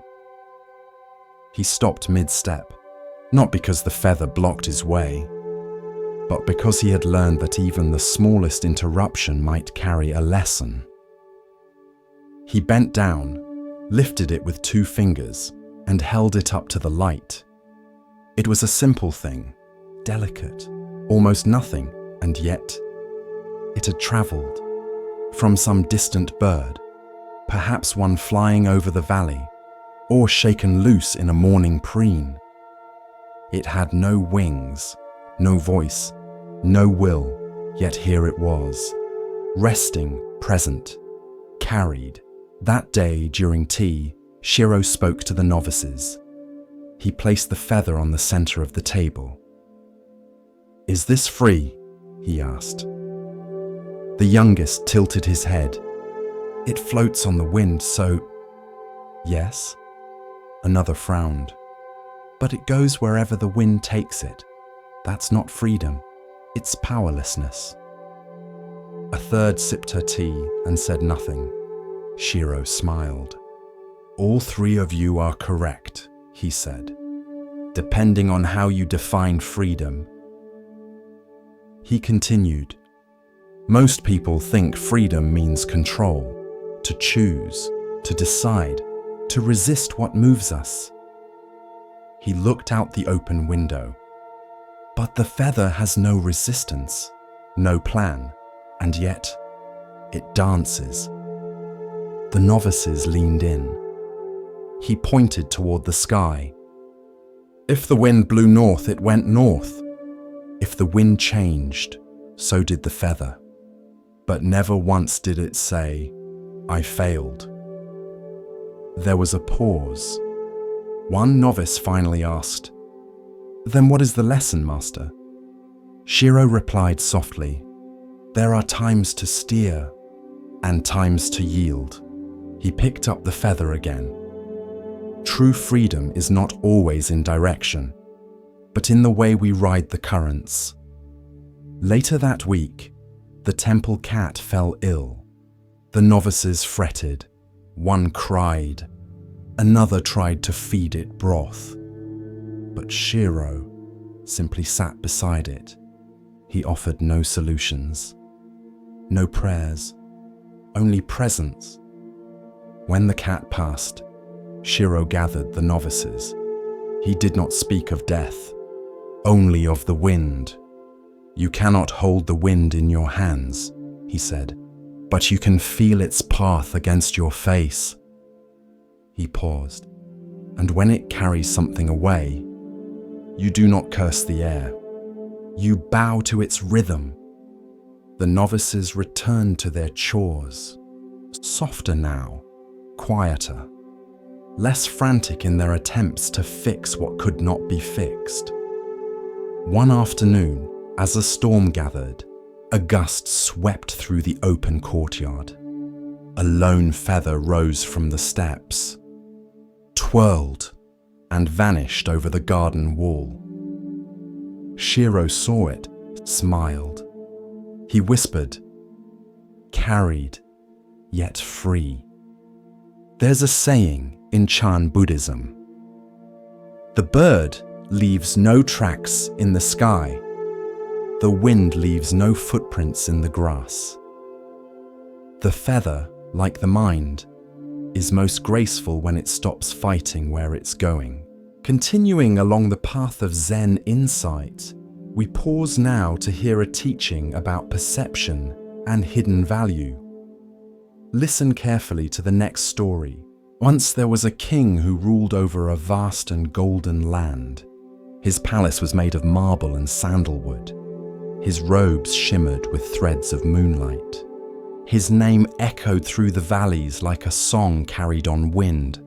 But one day, in the middle of a grand festival, the king grew suddenly tired. He stepped away from the court, laid down in the shade of a fig tree, and closed his eyes, just for a moment. And in that moment, he dreamed. In the dream, he was no longer a king. He was a farmer. His hands were calloused. His home was a straw hut. He tilled the soil each morning, worked through sweat and storm, and fell asleep beside a dying lantern. Years passed in this dream. He married, had children, lost crops, buried a son. He aged, sickened, and finally lay dying in his dream bed of straw, holding his daughter's hand.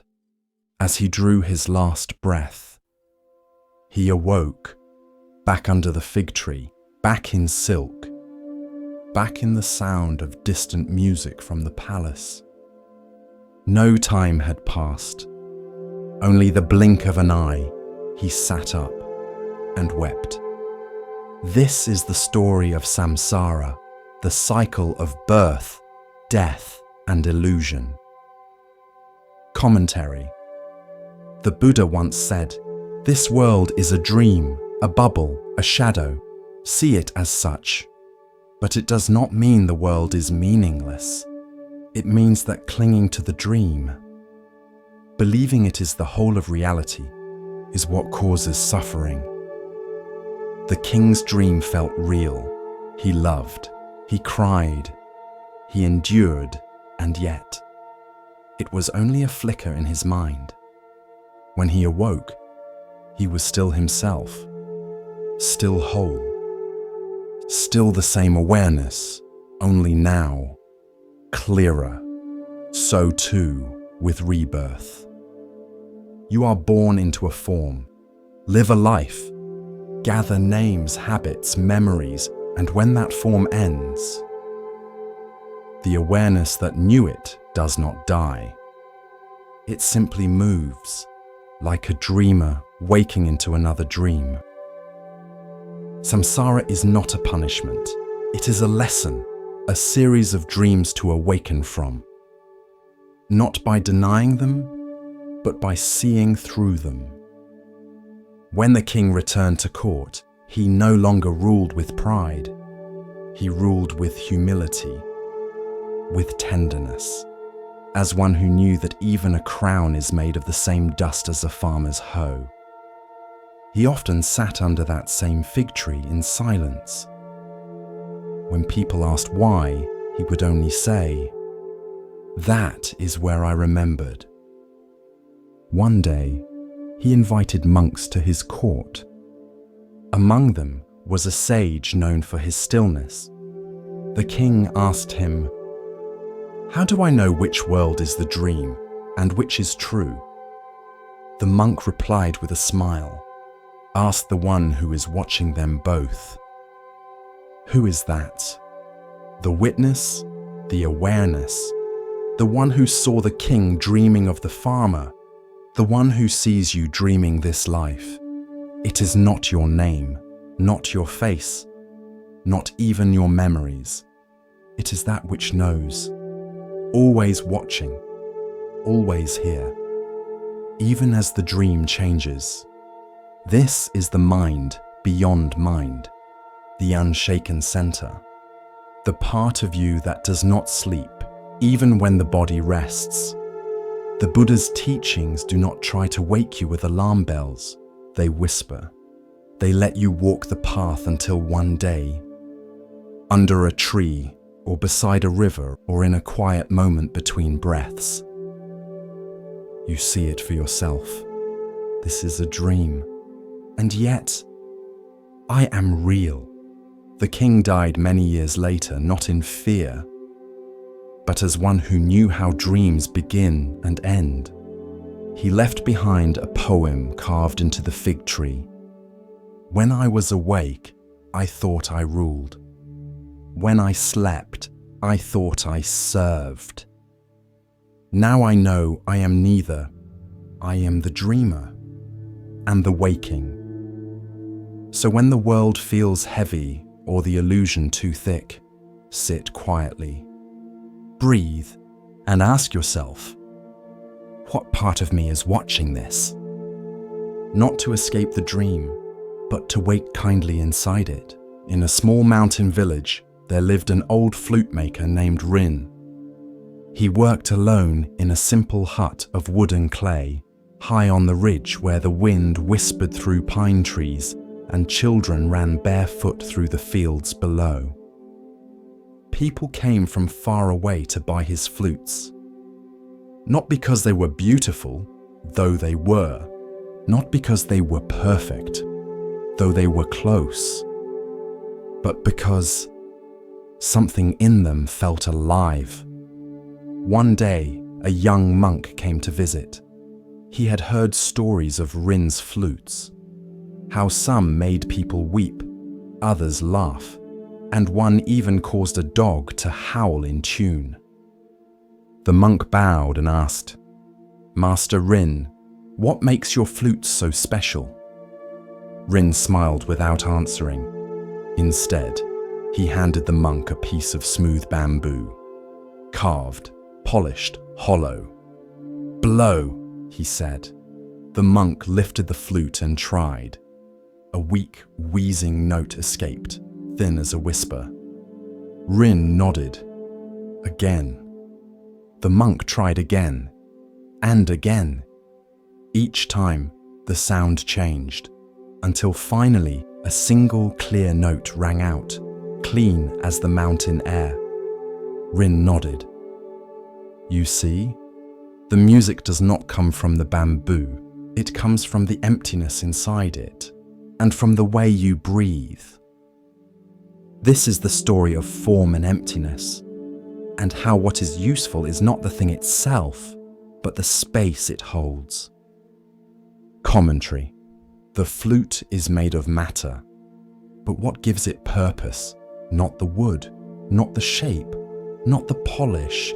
It is the emptiness within, shaped just right, so that when breath enters, it becomes sound. So too with us.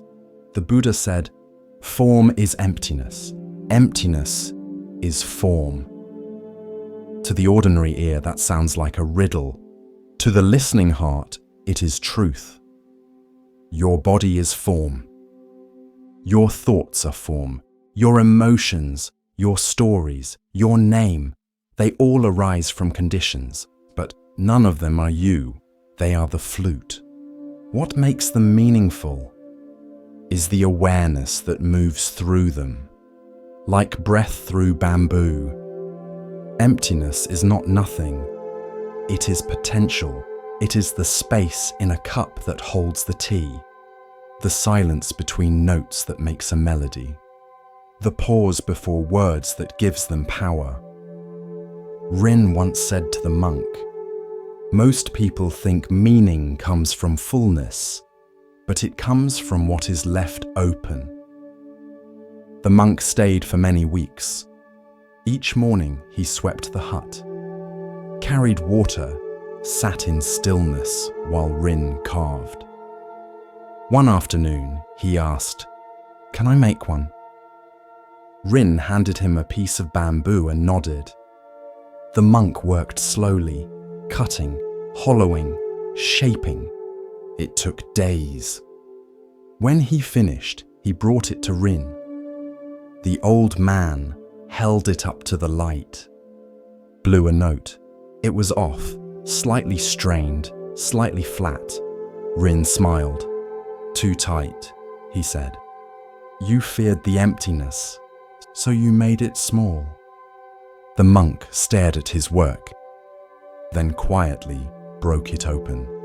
Started again. In meditation, we often try to fill the mind, with effort, with silence, with ideas of what awakening should be. But the deeper path is not filling, it is hollowing, letting go, trusting that when the space is clear, truth will flow through, like breath through a flute. Rin never became famous. He never left the mountain. But the sound of his flutes traveled far, across rivers, over cities, into temples. Because what he crafted was not just bamboo. He crafted emptiness given shape. When Rin passed away, the villagers held no grand ceremony. They placed his tools in a wooden box, left a single flute on his pillow, and when the wind blew through the hut, it made the faintest sound, a high, pure note, like something remembering its shape. So next time you feel broken, too empty to be useful, too hollow to matter, remember, the hollow reed sings, the empty cup holds, the quiet breath becomes a song. At the edge of a temple, near the foot of a quiet hill, there lay a stone basin. It had no inscription, no offerings placed before it, no tourists gathered around, but every monk in the monastery knew its story. And when a novice was struggling, that's where the teacher would send them. Go sit by the broken bowl, they'd say, and that was enough. Long ago, the bowl had been whole, carved from a single piece of granite, smooth, strong, revered. It stood in the center of the temple courtyard, used for rituals and alms. Every morning it was filled with clear water. Every evening it was emptied and washed. Then came a winter earthquake. Not violent, but enough.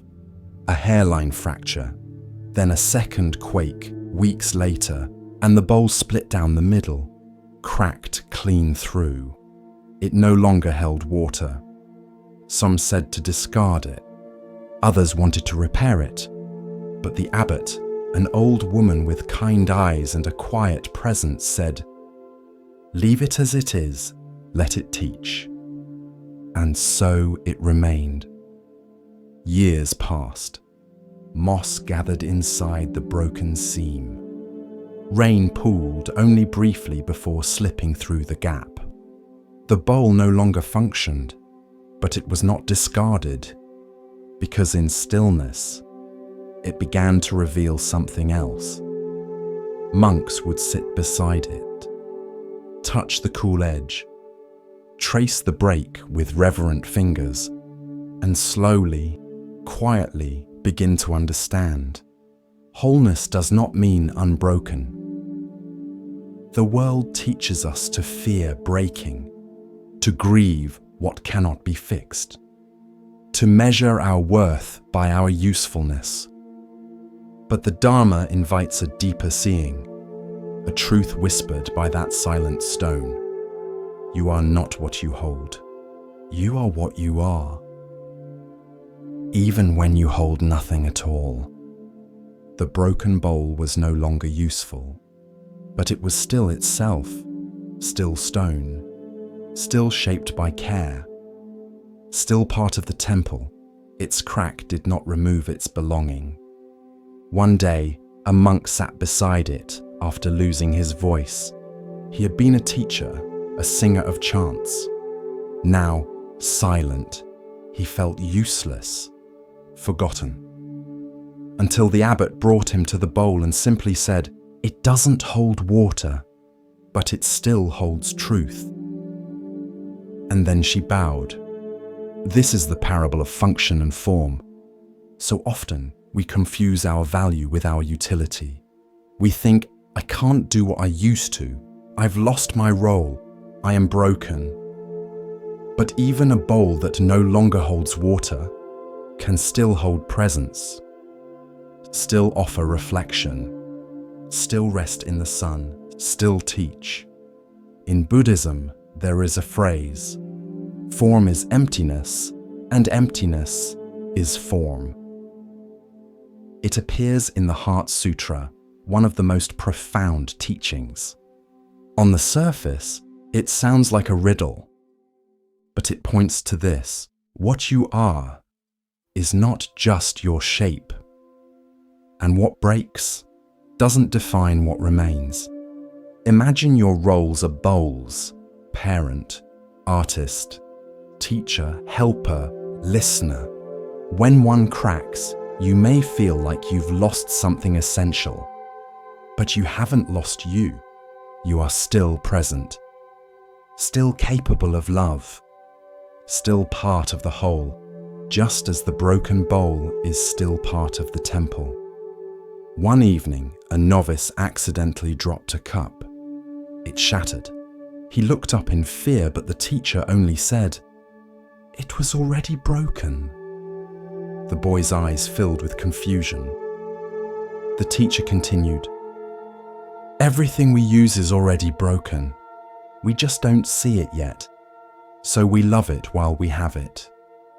And when it breaks, we bow. To live with this awareness is not to be gloomy. It is to be free, to care for things deeply, but not cling to them desperately. To understand that even in brokenness, there can be peace." Commentary. The broken bowl reminds us that identity is not function, that worth is not erased by loss, that something can be cracked and still belong, still matter, still offer presence.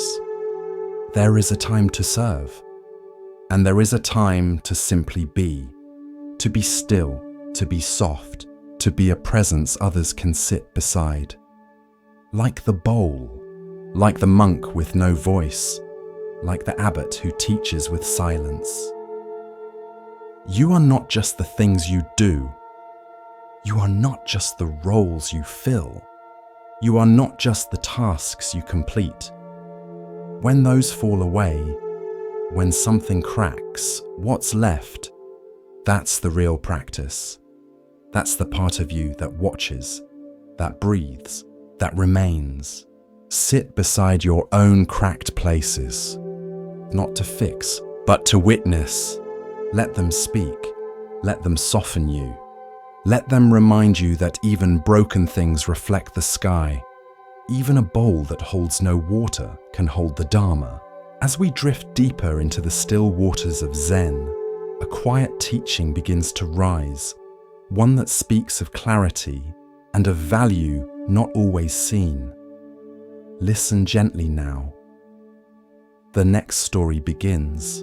The novice stepped forward, eyes low, robes gathered neatly in his arms.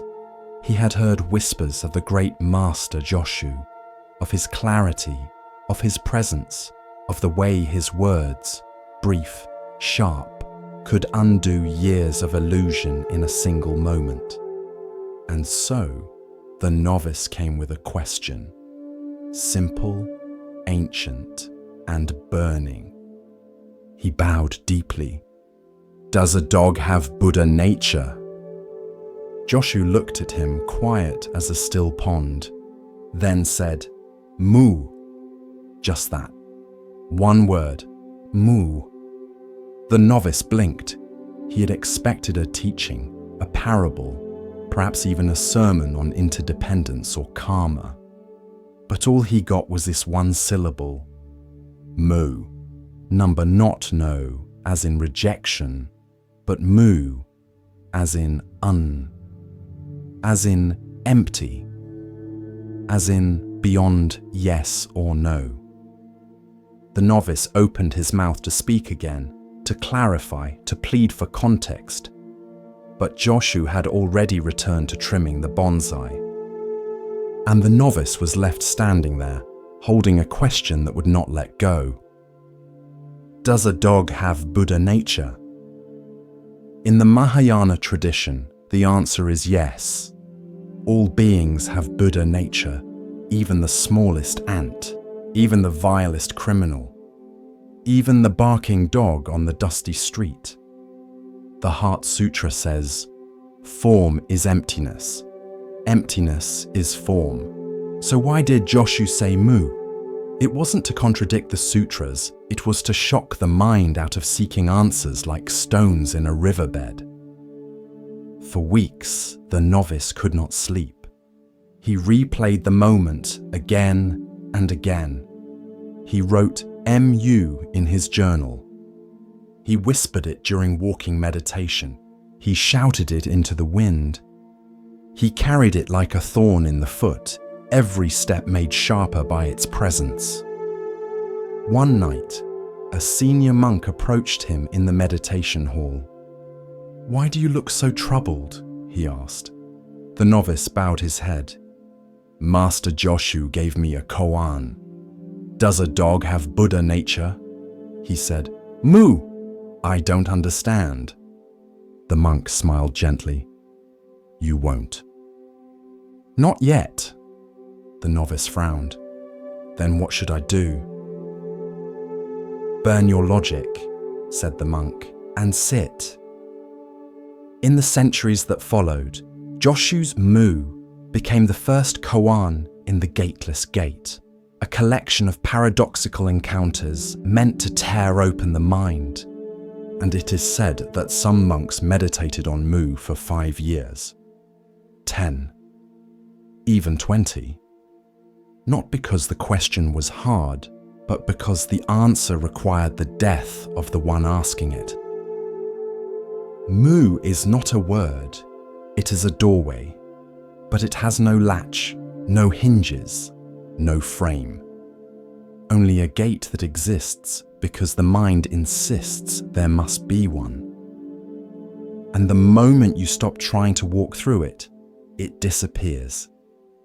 The novice became obsessed. He stopped eating. He stopped speaking.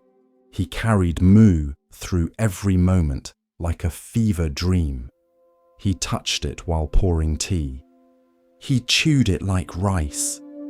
He sat with it in the dark until the wind outside sounded like it was chanting back to him. "Muh, muh, muh." He began to tremble. And still, no clarity, no breakthrough, only silence. One dawn, after 300 days of silent retreat, he broke. He stood in the rain, lifted his head to the grey sky, and shouted, "What is moo?" The sound echoed against the temple walls. A bird fluttered. A branch creaked, but nothing answered. He fell to his knees, not in defeat, in surrender, not to ignorance, but to not knowing. And in that moment, he let go, not just of the question, but of the one who needed the answer. And that's when it happened. Not a flash, not a thunderclap, just a quiet shift, a falling away, and everything returned.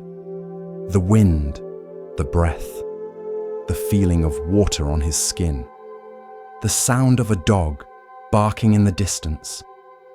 Nothing extraordinary, and yet everything was different. He stood, he laughed, he bowed. Later, when the novice returned to Yoshu, the master asked no questions. He looked once in the monk's eyes and simply said, "Good," nothing more, because no explanation was needed. You cannot explain mu, you can only become it. Commentary. In Western terms, we often ask, is it this or that? Zen asks, who is asking? Yoshu's mu is not a negation of the dog's Buddha nature. It is a negation of the very framework of the question. To ask, does a dog have Buddha nature, is to separate Buddha nature from dog, to assume that it's something a being might possess. But Buddha nature is not a possession. It is not a label. It is the breath before thought, the space before division. Mu is the erasure of the chalkboard before the question is even written. Zen does not want you to answer the question. It wants the question to consume you. Until there's nothing left. Until only presence remains. Until even mu is forgotten. And the wind in the pines is enough. The gateless gate is open to all. But to pass through, you must stop trying to pass. You must stop searching for the latch. There is no mu outside yourself. It is not in the words of sutras, not in the mind's debate. It is here, now, when all seeking stops and the moment is allowed to be, just as it is. Even a barking dog, even your own confusion, even the silence after reading this sentence. At the edge of a quiet village stood a tree unlike any other. It wasn't tall, wasn't radiant, didn't blossom with brilliant colors in spring, but still, people came. Not to pick fruit, not to seek shade, not to carve initials into its bark. They came to sit, to rest, to listen, because it whispered. No one knew why. Some said it was the way the wind passed through its hollow trunk. Others believed it was the spirit of an old monk who had meditated there long ago. Children said the tree could speak. Old farmers said it could hear. But whatever the cause, the tree made a soft sound, like breath through a flute, or the hush of cloth moving gently through air. Just enough to quiet your mind. People began to visit it when their hearts were heavy. A woman grieving the loss of her son sat at its roots each morning. She never spoke, but the wind in the branches moved with such rhythm that her shoulders softened, and her tears fell without shame.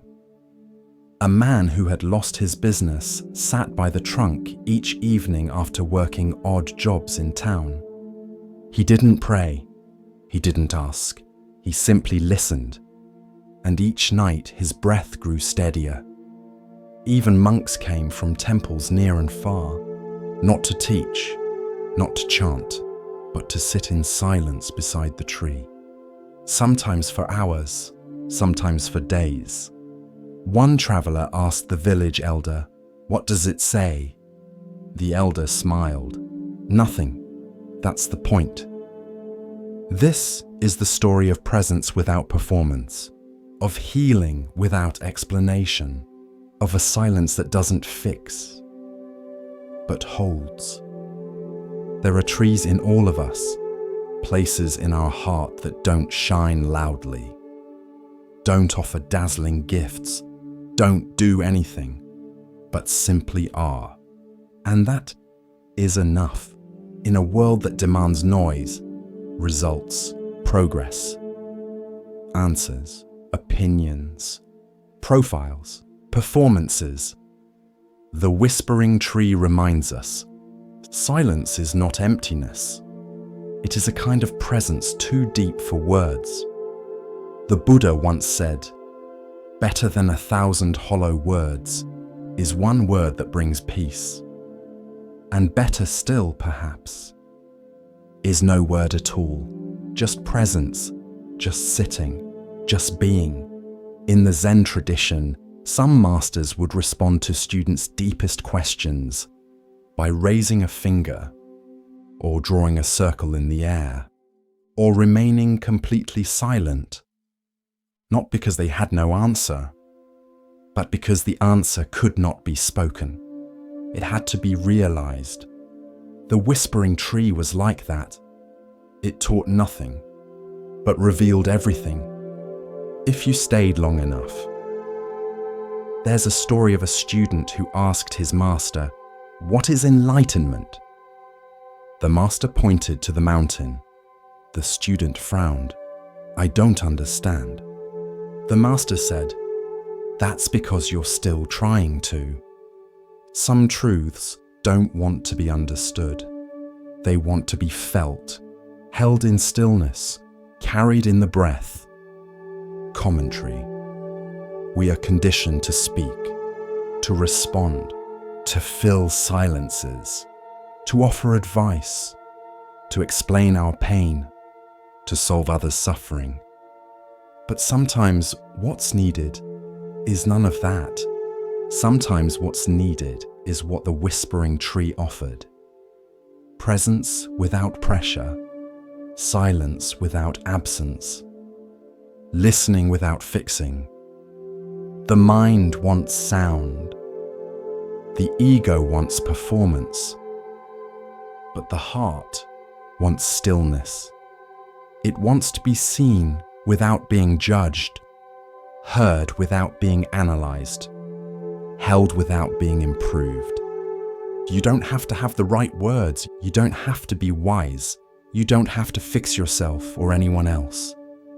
Sometimes just being there with your whole attention is the most sacred act. The whispering tree didn't change anyone. It didn't speak truths, didn't prescribe practices, didn't offer instructions. But people left it feeling lighter, not because they got something, but because they let something go.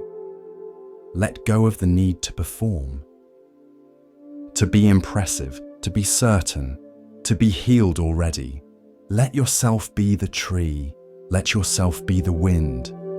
Let yourself be the stillness between the branches. Silence is not the absence of something. It is the presence of everything. So, when you don't know what to say, don't. When someone is hurting and you want to help, sit with them. When your own heart feels messy, wordless, unsure, be still. Let the whispering begin inside, and trust that silence is a teacher too. There was once a long road that passed through deserts, cliffs, and shadowed valleys. Many travelers set out on it, seeking peace, safety, or home. But the road was hard.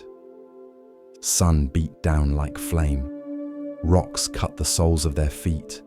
Wind stole their breath and sand filled their eyes. They grew tired, weary, ready to turn back. Some sat by the wayside, too exhausted to move. Others began to whisper, "Perhaps the road is endless. Perhaps we were fools to begin. Perhaps this path leads nowhere." And then they saw it. Up ahead, a city. Walls shining, gates wide, flags fluttering in breeze. A place of refuge, a place to rest. Hope stirred again. They stood, ran, cheered. Inside there were cool fountains, fresh food, gentle beds. They were safe, at last. But when they awoke the next morning, the city was gone. No walls, no gates, no fountains, only the long road ahead. And a single voice from the air. This city was an illusion, a resting place created to help you continue. Now rise and go on. This is the parable of the illusion city from the Lotus Sutra. It is a story about skillful means, the power of compassionate illusion used to awaken real strength. The city was not a lie. It was a gift, a temporary truth, a form of mercy shaped to meet exhausted minds.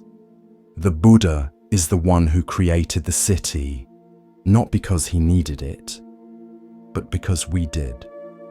Because the path is long, and sometimes we need to believe we've arrived before we can realize we haven't.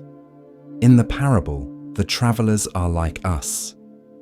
We start spiritual practice with high hopes.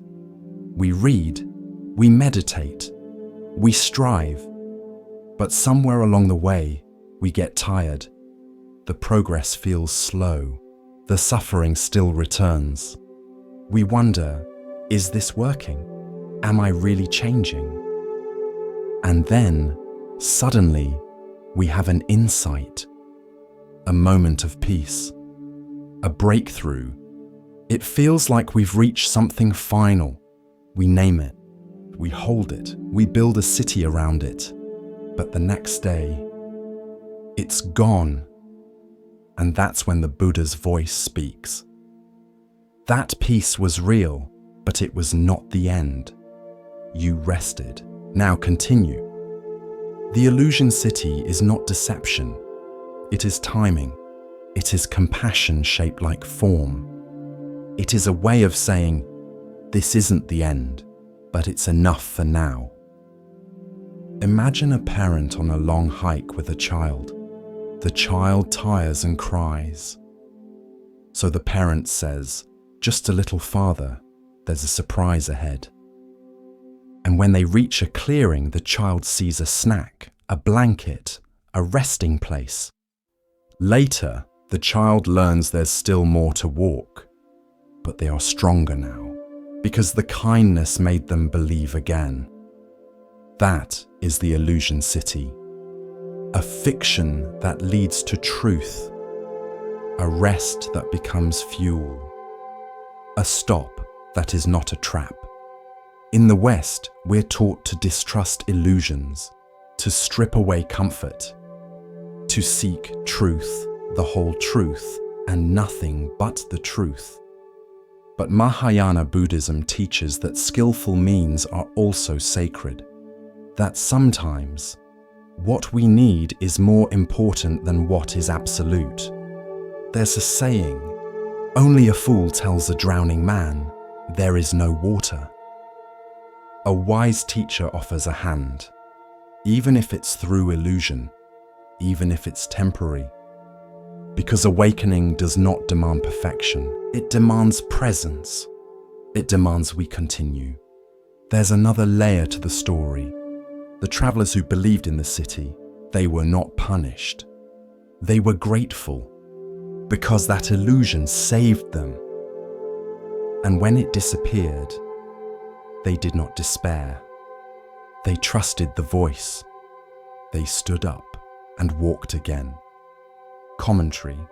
We all have illusion cities, moments of insight we think will last forever, people we thought would never leave, practices we swore would fix everything. Then life shifts, and the walls disappear. We panic, but the Buddha whispers, "Keep going." The path doesn't end at comfort. It passes through it and beyond it. Because what we're looking for is not safety. It's liberation, not a stopping place, but the end of stopping altogether. But here's the paradox. Without the illusion city, we might never find the strength to walk again. And that's why it's not a mistake. It's a skillful gift. One Zen teacher put it this way: enlightenment is real, but the first one you find is not the last. Celebrate it, thank it, then let it go. Even the Dharma itself is a raft. Even the Buddha himself once said, "If my words help you, use them. If they do not, leave them behind." The illusion city teaches us not to cling, not even to the things that save us. Because truth moves, and we must move with it. One traveler asked the Buddha, "How will I know I've reached the end?" And the Buddha smiled. "When there is no more need to ask. Until then, let the cities come and go. Let the rests be real, even if they're brief. And when they vanish, bow to them, thank them. Then stand up and walk again. With each breath, we continue our journey through the wisdom of Zen, where the smallest stone may hold the greatest truth. Here starts the next story. It began in the hush before dawn, when the breath of the world still rested and time itself seemed unsure whether to move forward. In the palace of Kapilavastu, marble pillars loomed like frozen trees, casting long shadows across the corridors. Every corner, every curtain, every tapestry whispered of wealth and beauty. But the prince, Siddhartha, had stopped hearing the music in it. He had seen what no prince was meant to see: old age, sickness, death, and a seeker who walked without fear. In the days that followed the four sights, Siddhartha moved through the palace like a man carrying a secret too heavy to name. He sat through the court banquets without appetite. He watched dancers move in silk, their feet light as feathers, but his thoughts moved heavier than stone. Yasodhara, his wife, had noticed his silence. She placed her hand gently over his, but it trembled. Rahula, their newborn son, reached for him with tiny fingers, but Siddhartha's eyes filled with both love and sorrow. He did not lack affection, he lacked answers. That night the moon hung low and golden in the sky, a silent witness to the choice being made within royal walls. The city of Kapilavastu lay sleeping, its gates shut, its guards at rest, its people dreaming of festivals and fortunes. But inside Siddhartha's chamber, there was no sleep. He stood over his son's cradle, his gaze long and quiet. Rahula stirred, then stilled again. Siddhartha touched the boy's cheek, memorizing the softness. A father's heart broke quietly inside him. A part of him longed to stay, to watch this child grow, to hold Yasodhara as the years passed. But another part of him, the deeper part, knew that to truly love them, He had to leave, not for escape, not for abandonment, but to find an end to the suffering that would one day find them all. He crossed the chamber in silence, his footsteps bare. He passed the sleeping guards with a nod of gratitude. He paused once in the marble garden, where fountains trickled like stilled song. Stars wheeled above him in still constellations. Waiting at the outer gate was Channa, his loyal charioteer, and Kanthaka, his white horse who had carried him through battles, festivals, and boyhood rides under open skies.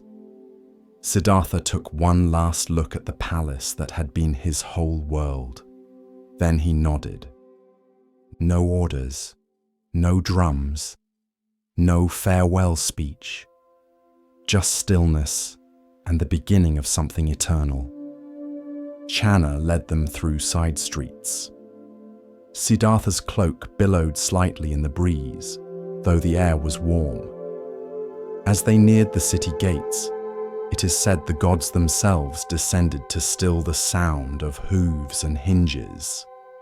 The gatekeeper slept on, unaware that the one who was born to inherit the throne was walking away from it forever. Miles passed beneath them, past farmlands and shrines, past temples and banyan trees, and as dawn neared, they reached the forest's edge. There, beneath a fig tree bathed in pale starlight, Siddhartha dismounted. He stepped away from the saddle and removed his crown. It was heavy, not in gold, but in memory. He untied his earrings and placed them gently in Channa's hands. Then, drawing his sword, he cut away his long, dark hair, symbol of his royalty, of his past. He let the strands fall into the wind. He removed his silken robes, folding them with reverence, and exchanged them for a simple cloth robe, earth-colored and plain. Then he turned to Channa. "Take Kanthaka home," he said softly. "Tell my father I have not left in rebellion, but in search of that which is beyond birth and death." Channa's eyes filled with tears. "My lord, may I not follow you?" Siddhartha placed a hand on his friend's shoulder. "You will serve the Dharma more by returning than by following. Go. Tell them I am not lost. Tell them I am becoming." It is said that Kanthaka cried as he was led away. Some say the noble horse died of grief, his heart broken by parting. Others say his spirit was reborn among the stars. But Siddhartha did not look back. Barefoot, stripped of every title and comfort, he stepped into the forest. Birds stirred in the canopy. Mist hung low over the earth. The world ahead was wild and wide, but in that moment, he felt lighter than he ever had. No walls, no servants, no titles, just breathe, and the path. He walked deeper, alone, the forest accepting him without question. He drank from rivers, sat beneath trees, listened to wind move through leaves. He began to study with sages and ascetics, learning from their fire rituals and their breath practices, their renunciations and their silences. He fasted until his ribs showed like shadows. He sat still until ants walked over his knees. But in all this, he remained watchful. For he knew that extreme indulgence had not brought peace. And now he saw that extreme denial did not either. His journey would continue, but it had already begun. The great departure was not just a leaving, it was a shedding. Not just of privilege, but of illusion. The prince became a wanderer. The heir became a seeker, and the world, though it did not know it yet, was about to change. Because one man had dared to step outside the gates, and walk, silently, humbly, toward truth. The sun shimmered over the canopy of an ancient forest, casting dappled light onto the wide, glistening river that snaked through its heart. The air was rich with the scent of ripe fruit and warm leaves. Birds called lazily from the branches, and deep in this green sanctuary, there lived a great band of monkeys, free, agile, unafraid. They were led by a king, not crowned with gold nor seated on a throne, but known by every heart in the jungle as a being of rare strength, deep wisdom, and boundless love. He was the Buddha in a past life, and his name was whispered with reverence among the trees, Mahakapi, the great monkey king. The troop followed him not out of fear, but from trust. He chose the ripest fruit for the weakest among them. He led them across rivers in flood. He taught the young how to leap and the old how to rest. And when predators stalked the forest floor, he stood between his people and the teeth of death. But even such noble creatures cannot stay hidden from the eyes of kings. Far downstream, where the river widened and palace walls gleamed under the sun, there lived a human king. He was wealthy, powerful, and restless. One morning, while drinking sweet water from a golden cup, he bit into a mango unlike any he had tasted. Its flesh was fragrant, smooth, almost glowing. He turned to his servants, astonished. "Where did this come from?" he demanded. A trembling servant bowed low. "From the northern forest, Your Majesty. It was carried by the river." The king stood. "Then that forest shall be mine." And so he rode, hundreds of soldiers at his back, their armor clinking like distant thunder. Across plains, over hills, and into the great northern woods they marched, until they reached the grove where the mango tree stood. Its branches curved wide, heavy with golden fruit. And high in its arms, the monkeys feasted. The king looked up, and his joy turned to fury. "They steal what is mine," he said. "Surround the tree. Not one escapes." His archers raised their bows. The monkeys screamed and scrambled. Some fell. Some clung to the bark, trembling. Mothers shielded their babies. The tree that had fed them now became a trap. And the monkey king, Mahakapi, watched from a distance. He saw the ring of soldiers, the drawn bows, the trembling hearts of his people, and he knew there was no way down. Unless he climbed a tall cliff beside the river. From there, he could see the mango tree, the forest, the fear. He wrapped his legs around the trunk of a strong bamboo stalk, measured the distance, and leapt. Across the sky he soared, limbs outstretched, heart steady. He reached the tree, but not the ground. His body caught a branch, and he hung there, arms extended, back arched across the gulf between safety and slaughter. A living bridge. He turned his head and called out, "Go! Cross me, now!" One by one, the monkeys scrambled onto his back. They clutched his fur, their tiny hands trembling. Some hesitated, some wept, but they crossed, from danger to safety, over the back of the king who held and held and held, until the last one was gone. In the grove below, the human king had seen everything. He watched the great monkey fly, watched him cling, watched him bear the weight of an entire nation, and now he watched him fall. The monkey king's body gave out, muscles torn, spine twisted. He collapsed at the base of the tree, breath shallow, limbs crumpled like leaves after a storm. The human king approached, silent. This was not the enemy he imagined. This was not a beast. This was something else. He knelt. The Monkey King opened his eyes. "You could have run," the human king whispered. "You could have saved yourself." The monkey breathed barely. But what would a king be without his people? Tears welled in the king's eyes. He had marched to conquer, to taste fruit, to claim land. But he had found something far richer: honor, selflessness, sacrifice. He turned to his soldiers. "Tend to him," he ordered. "Treat him with care." But it was too late. The Monkey King's breath slowed and then stopped.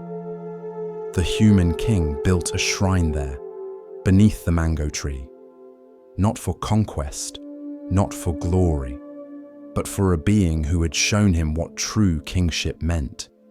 And from that day on, he ruled differently. Not with fear, but with wisdom. Not with pride, but with service. He remembered the curve of that body stretched across space, the silence in which it held, the lesson it gave. Centuries later, the story would be carved into stone, painted onto temple walls, and passed from one mouth to another like a sacred fruit. Children would ask, "Is it true? Did a monkey really give his life?" And the elders would smile. "Yes," they'd say, "and in doing so, he taught the world how to live." Because sacrifice is not weakness, it is strength in its purest form. And a leader is not the one who commands the most, but the one willing to give the most, even his life, for those who trust him, for the good of all. In a cafe by the park, a young boy sat across from his mother. The table was small, just enough for 2 mugs, 1 half-drunk hot chocolate, and a croissant with a single bite missing. The boy had soft curls, curious eyes, shoes that lit up when he kicked his feet beneath the table. He watched his mother, hoping for her eyes. But she was scrolling, thumb steady, neck bent, face bathed in blue light.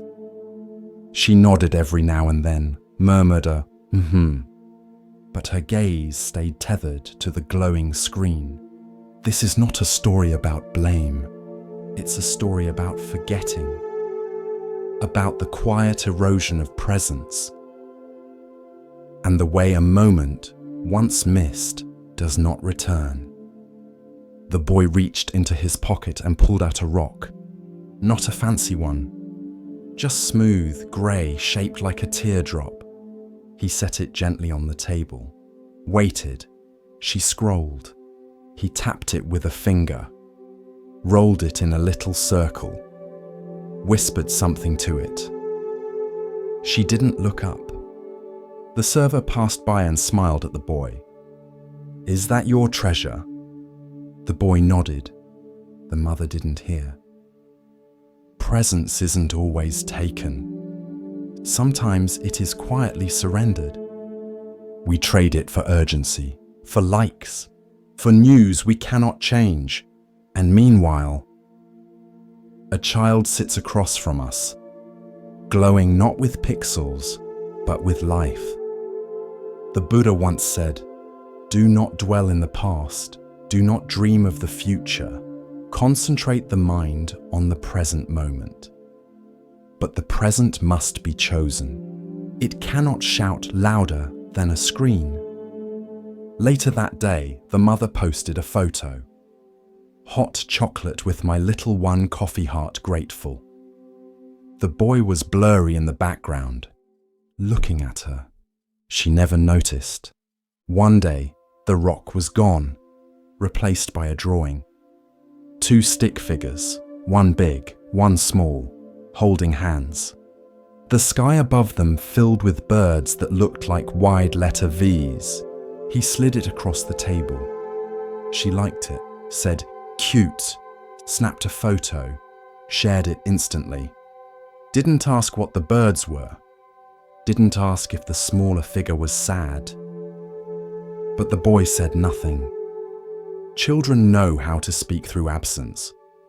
Presence is not just being near. It is attention. It is seeing the person across from you, as if this moment will never come again, because it won't. One afternoon, the boy stopped bringing things. No rock, no drawings, just silence. He stirred his chocolate with slow circles, watched the steam rise and disappear, watched her eyes disappear too. Then one day, the phone died. Just as she reached for it, the screen went black. The world returned. She blinked, looked around, looked at him. He stared back, wide-eyed. Hope and doubt mixed in his quiet. She reached across the table, took his hand. For the first time in a long time, he didn't pull away. They sat like that for 5 minutes, not speaking, just holding the now. When the server came to clear the table, the boy whispered, "She's back."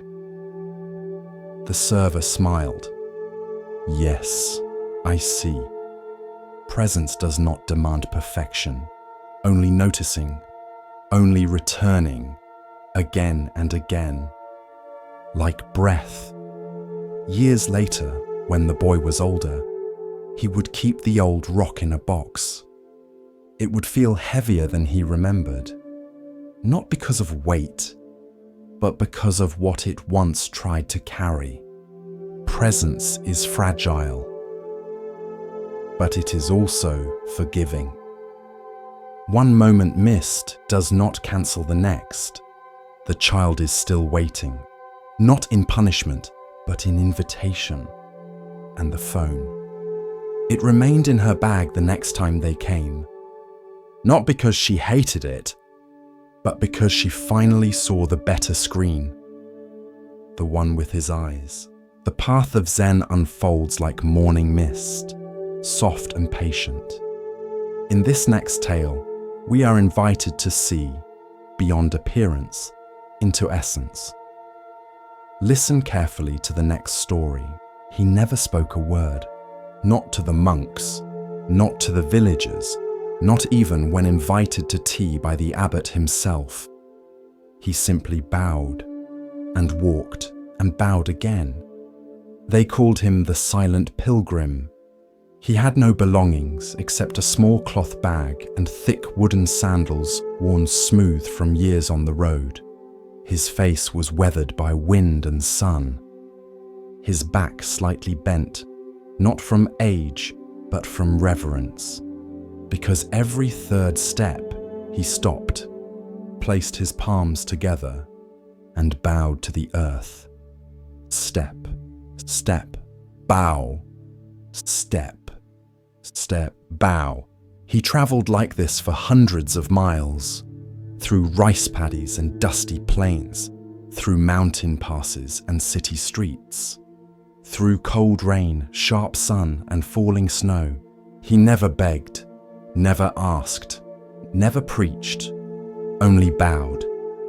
When he reached the gates of a remote temple high in the hills, a monk ran inside to announce, "The pilgrim has come." Curious, the monks gathered. Some stood with folded arms. Others watched from the steps. One scoffed, "What is this? A show?" Another whispered, "Surely he must be seeking merit or praise." But the abbot only smiled. "Wait, watch." The pilgrim reached the stone path before the temple gate. Step, step, bow. His palms touched the gravel. His forehead met the earth. He rose slowly and continued. All morning he bowed up the path, By noon, he had reached the courtyard. The air was silent, except for the soft crunch of gravel and the long breath between bows. Step, step, bow. By evening, he reached the base of the temple steps. He did not climb them. Instead, he bowed once more, then turned, and began his journey down the mountain. Step, step, bow. The monks were stunned. He never entered. He never asked to stay. He came all this way just to bow. The abbot nodded. And in bowing, he entered more deeply than any of us. This is the story of wordless devotion, of practice not performed, but lived in the marrow of each step. Commentary. In the West, we often think wisdom must be spoken. That truth arrives in grand lectures, eloquent teachings, powerful arguments. But sometimes the greatest teachings are silent. The silent pilgrim did not explain his path. He became it. With each bow, he gave himself to the moment, to humility, to gratitude, to presence. He bowed not to worship the earth, but to remember he belonged to it. In Buddhism, we bow not out of subservience. We bow to let go of the self, to surrender ego, to honor interbeing. The sky does not rise without the sun. The tree does not grow without the soil. You do not breathe without the generosity of everything around you. To bow is to remember that. The pilgrim didn't need a teacher. Every grain of dust was his teacher. Every blister, his scripture. Every bow, a verse in the sutra of the path. He asked for nothing, judged no one, corrected no teachings. He gave only his body, his time, his breath. That was his offering. That was his sermon. One monk, deeply moved, asked the abbot, "Should I walk like that? Bow like that?" The abbot said, "Not unless your heart is already bowing. It's not about copying the form. It's about sincerity. Some bow with their bodies and judge with their minds. Others bow with their actions and remain upright inside. But true bowing begins within. It is a quiet crumbling of pride, a surrender of the need to be seen, a softening into the now. There is a Zen phrase, "The great way is not difficult for those who have no preferences." The silent pilgrim had no preference for praise or obscurity, for arrival or delay. His goal was not the temple. His goal was the bow itself. Step, step, bow. Again and again, until there was no one left doing it. Only the gesture, only the giving, only the way.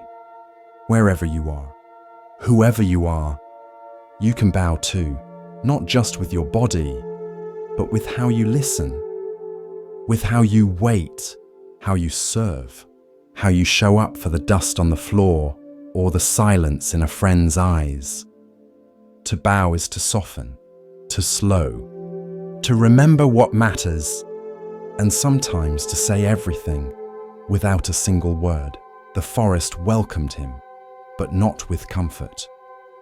It offered no shade from questions, no warmth from familiarity.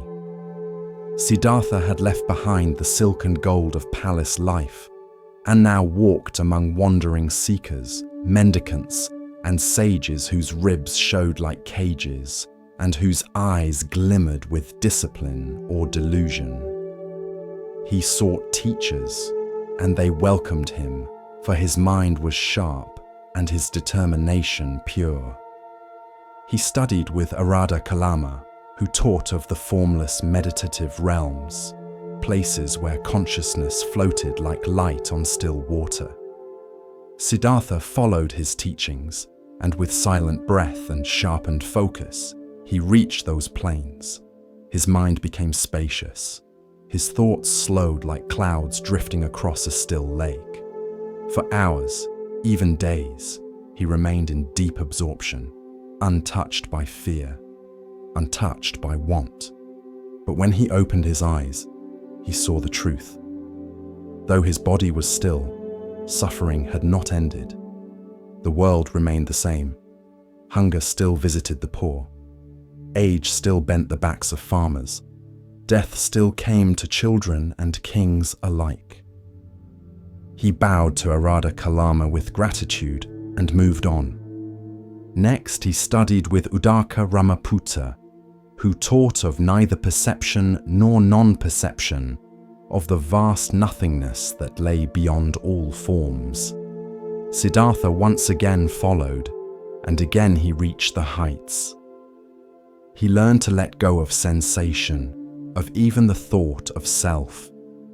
He floated, as if beyond the skin of the world. But again, when his eyes opened, the truth remained. Desire still lingered. Aging still came. Death still waited. He thanked his teachers, bowed with reverence, and walked on. He had reached the highest peaks of mind. He had sat in the palace of consciousness. And still, he had not seen freedom. In a grove beside the Niranjana river, he found a band of 5 ascetics who practiced fierce austerity. They believed that the body must be conquered by pain, that by starving it, punishing it, mastering its cravings, one could burn away desire and illusion. Siddhartha joined them. He ate but 1 grain of rice a day. He chewed each grain for long minutes until it dissolved like a breath. He slept in the open, through storm and frost, curled against the roots of trees, his robe no thicker than air. He held his breath until his vision blurred and his head rang with wind. His limbs withered. His skin clung to his bones like silk over stone. His hair fell in clumps, and birds perched near him, thinking him a branch.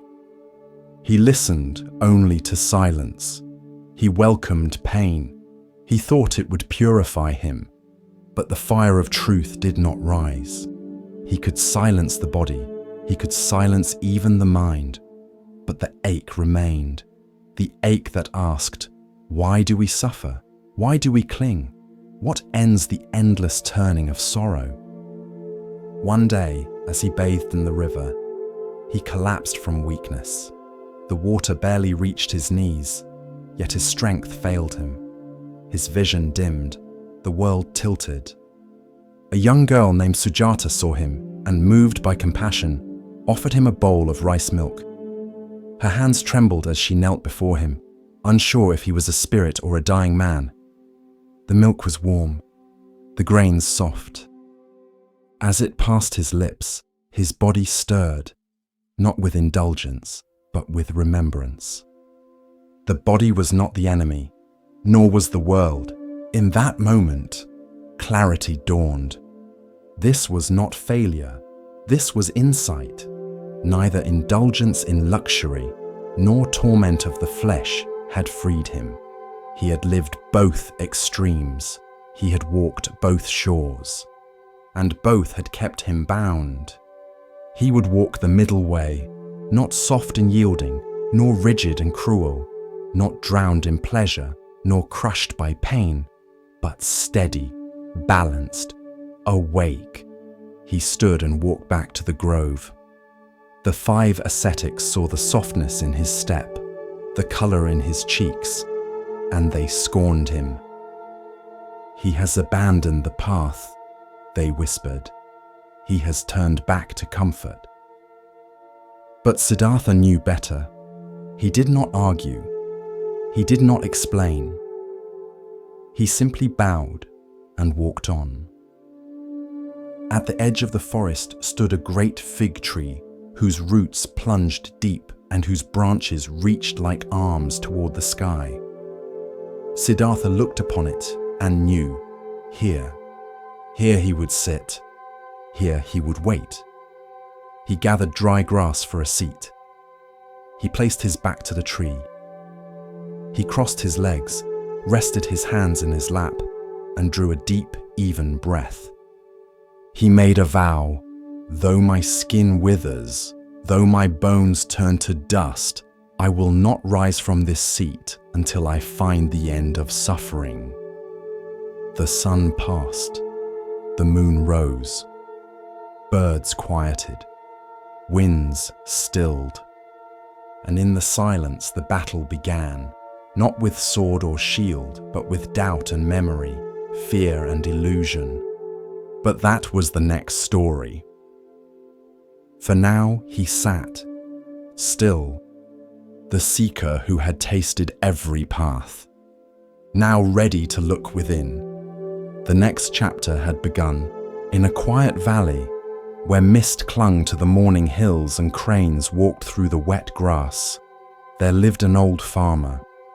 His hands were rough from years of work, his back bent slightly, not from age, but from reverence for the earth.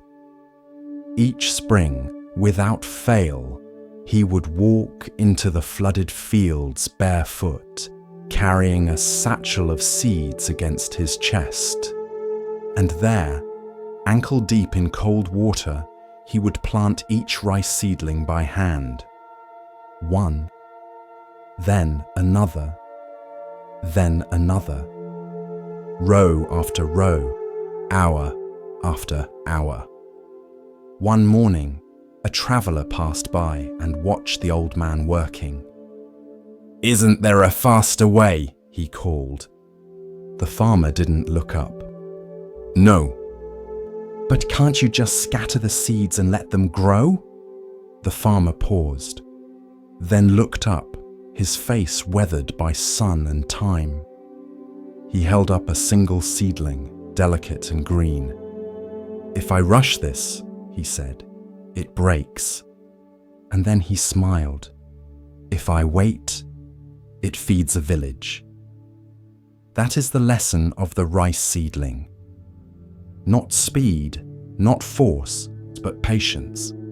Because some things, especially the most important things, cannot be hurried. They need water, warmth, space, and time. We live in a world that rushes.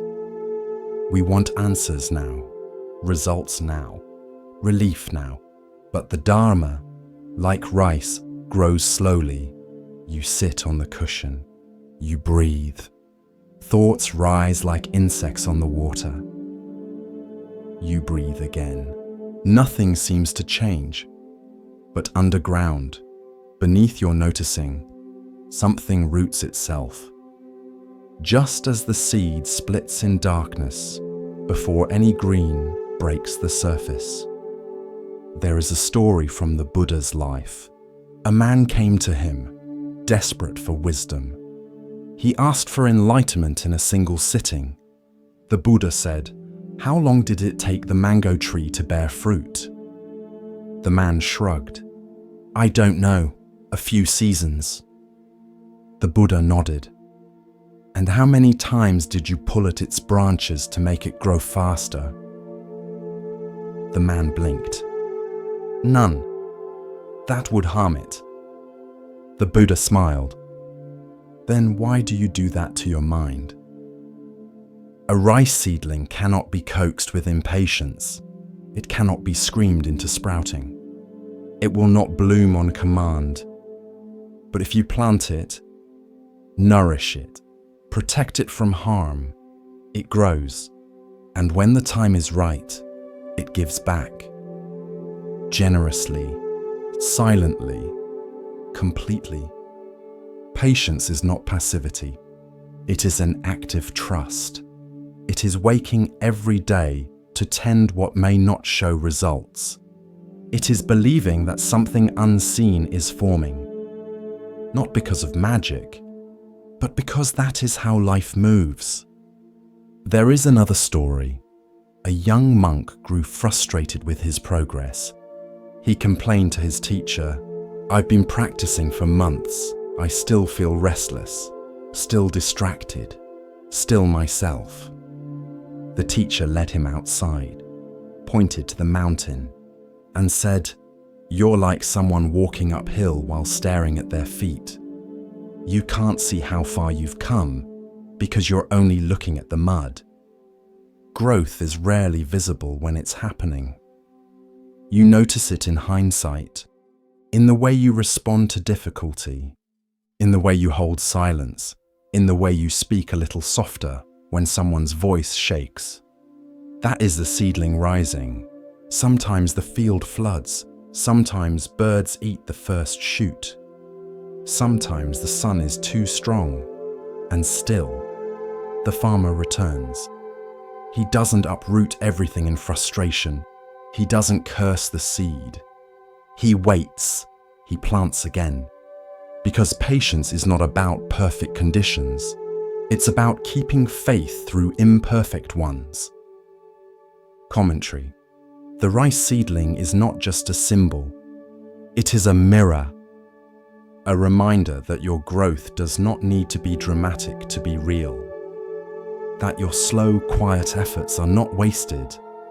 That every time you return to your breath, every time you choose presence over distraction, every time you pause before reacting, you are planting something. And like the farmer, you may not see it today, you may not see it next week, but one day when someone asks how you became calm or kind or steady dash, you'll smile and think of all those unseen days, all those early mornings in the field, all those seedlings that grew while no one was watching.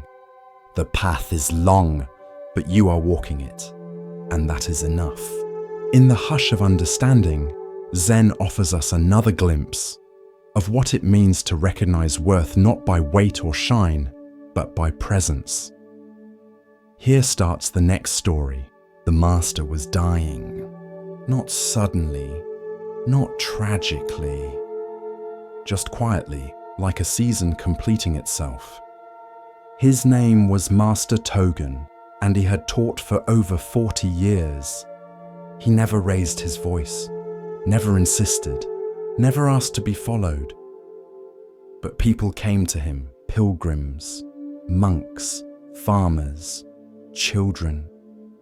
Because when he looked at you, you felt seen beyond your name. Now, his breath was thin, his hands still, his body a whisper of what it once was. The disciples gathered at his bedside, each wondering the same thing. Would he speak? Would he leave them with one final truth? A farewell teaching? A verse? A koan? They waited, hearts leaning forward. But Master Togen said nothing, not even a word. He only gestured, weakly, to the small table beside his mat. Upon it stood a single candle, lit and steady. The wax had melted low. The flame burned soft but sure. The master's eyes lingered on it. Then he closed them and let go. The room held its breath. The disciples watched the candle. It flickered once, then twice, and just as the master's body cooled, the candle went out. No wind, no touch. It simply ended. This is the story of teaching through presence, of the final lesson not spoken, but lived. Commentary. We often believe the greatest teachings must be loud, dramatic, revolutionary, clear. But in Zen, the most profound truths are quiet. They arrive not with thunder, but with the stillness of a candle extinguishing itself. Master Togen's disciples wanted words, something to cling to, to quote, to remember. But he gave them something deeper, a mirror. The candle was his body, burning with presence, giving light, warming others, and when its time came, it did not resist, it did not protest, it simply completed its purpose and disappeared. That is the nature of life. To arrive, to offer, to pass.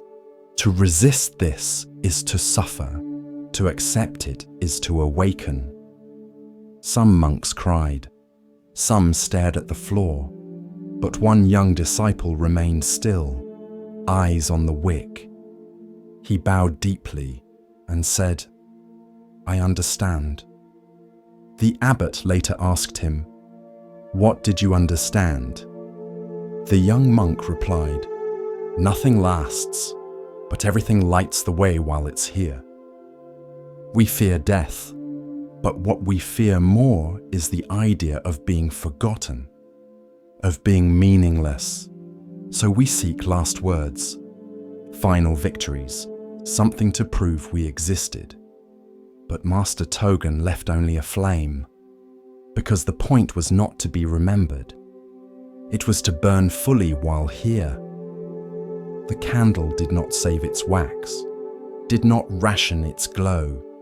It gave everything, slowly, humbly, until there was nothing left to give. And then it bowed out. That was his teaching.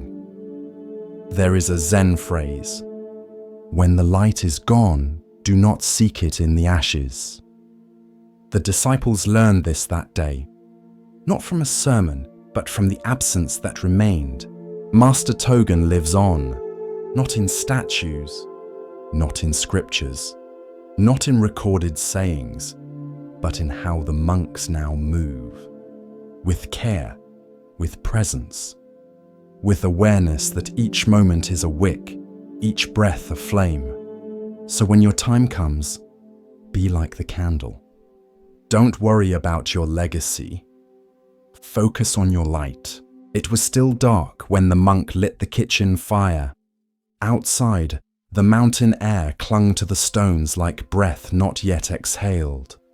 Frost kissed the corners of the monastery walls, and the wind had not yet stirred the bell. But inside, the kitchen was alive. The Tenzo, the head cook, moved with quiet care. He chopped vegetables with reverence, washed rice as though touching the Dharma, boiled water like preparing an offering to the unseen.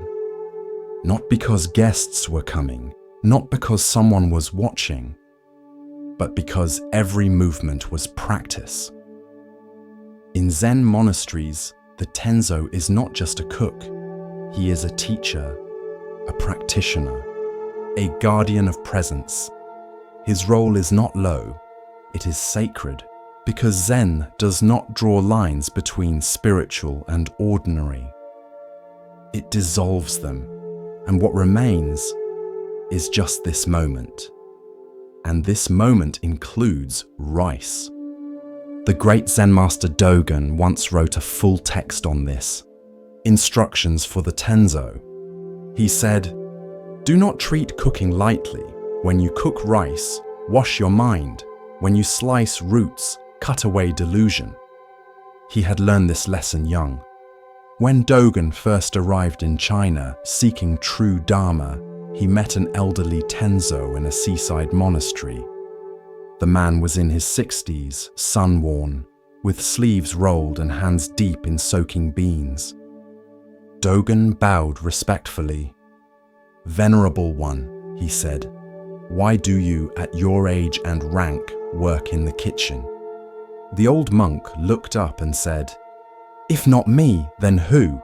And if not now, then when?" Dogen offered to help. The Tenzo smiled. "Thank you," he said, "but this is my practice." Later that day, Dogen saw the same monk drying mushrooms in the sun. He asked, "Why not do this tomorrow? The sun will rise again." The Tenzo simply said, "I do not wait for tomorrow, son. My life is today." And in that moment, Dogen understood something deeper than scripture. That enlightenment is not found apart from daily life, but within it, in the steam rising from a pot, in the rhythm of chopping, in the patience of stirring porridge without haste. Years later, as a master, Dogen taught his students, when you cook, just cook. Don't think, I am cooking. Don't think, this is just food. Don't think, this is not meditation. Make every motion the expression of the way. In the monastery, the Tenzo bows before entering the kitchen. He arranges the knives, washes the board. He does not multitask. He does not rush. When he stirs everything. When he scrubs the pot, he scrubs the self. There is no low task, only low awareness. There is a koan that asks, "What is Buddha?" One master answered, 3 pounds of flax. Another said, "The rice cake on the shelf." Because Zen knows, the sacred hides in plain sight. Not above us, not beyond us, but within the ordinary when seen without distraction. In modern life, we resist this.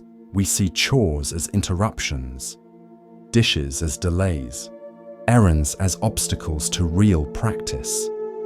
But Zen asks, what if the very thing you're avoiding is your path? What if folding laundry is a bow? What if sweeping the floor is a blessing? What if cleaning the toilet is a teaching and letting go? The Tenzo is not trying to finish cooking. He is inhabiting it. With full presence, with full breath, with no need for applause, because practice is not what we do on the cushion, it is how we live off it. Dogen wrote, "See with your ears, hear with your eyes, prepare the food with your whole body-mind." Not poetry, not metaphor, instruction to become so present that the boundaries dissolve. To listen to the rice as it boils, to feel the carrot before slicing, to bow to the ladle before lifting it, because when we fully meet a moment, there is no self left to be enlightened. Only the moment, only the rice, only the breath.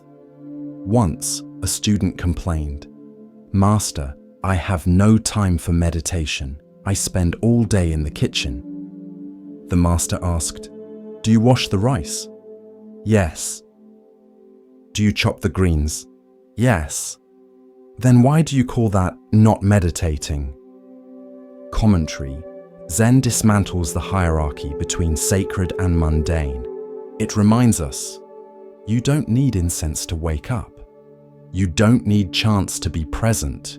You need rice and a spoon, and the willingness to give yourself to both without resistance. If you're waiting for your life to get quieter before you practice, you may wait forever. But if you meet this moment, this task, as the way itself, then even the laundry becomes a sutra. Even the shopping list becomes a mantra. Even the broom becomes your teacher.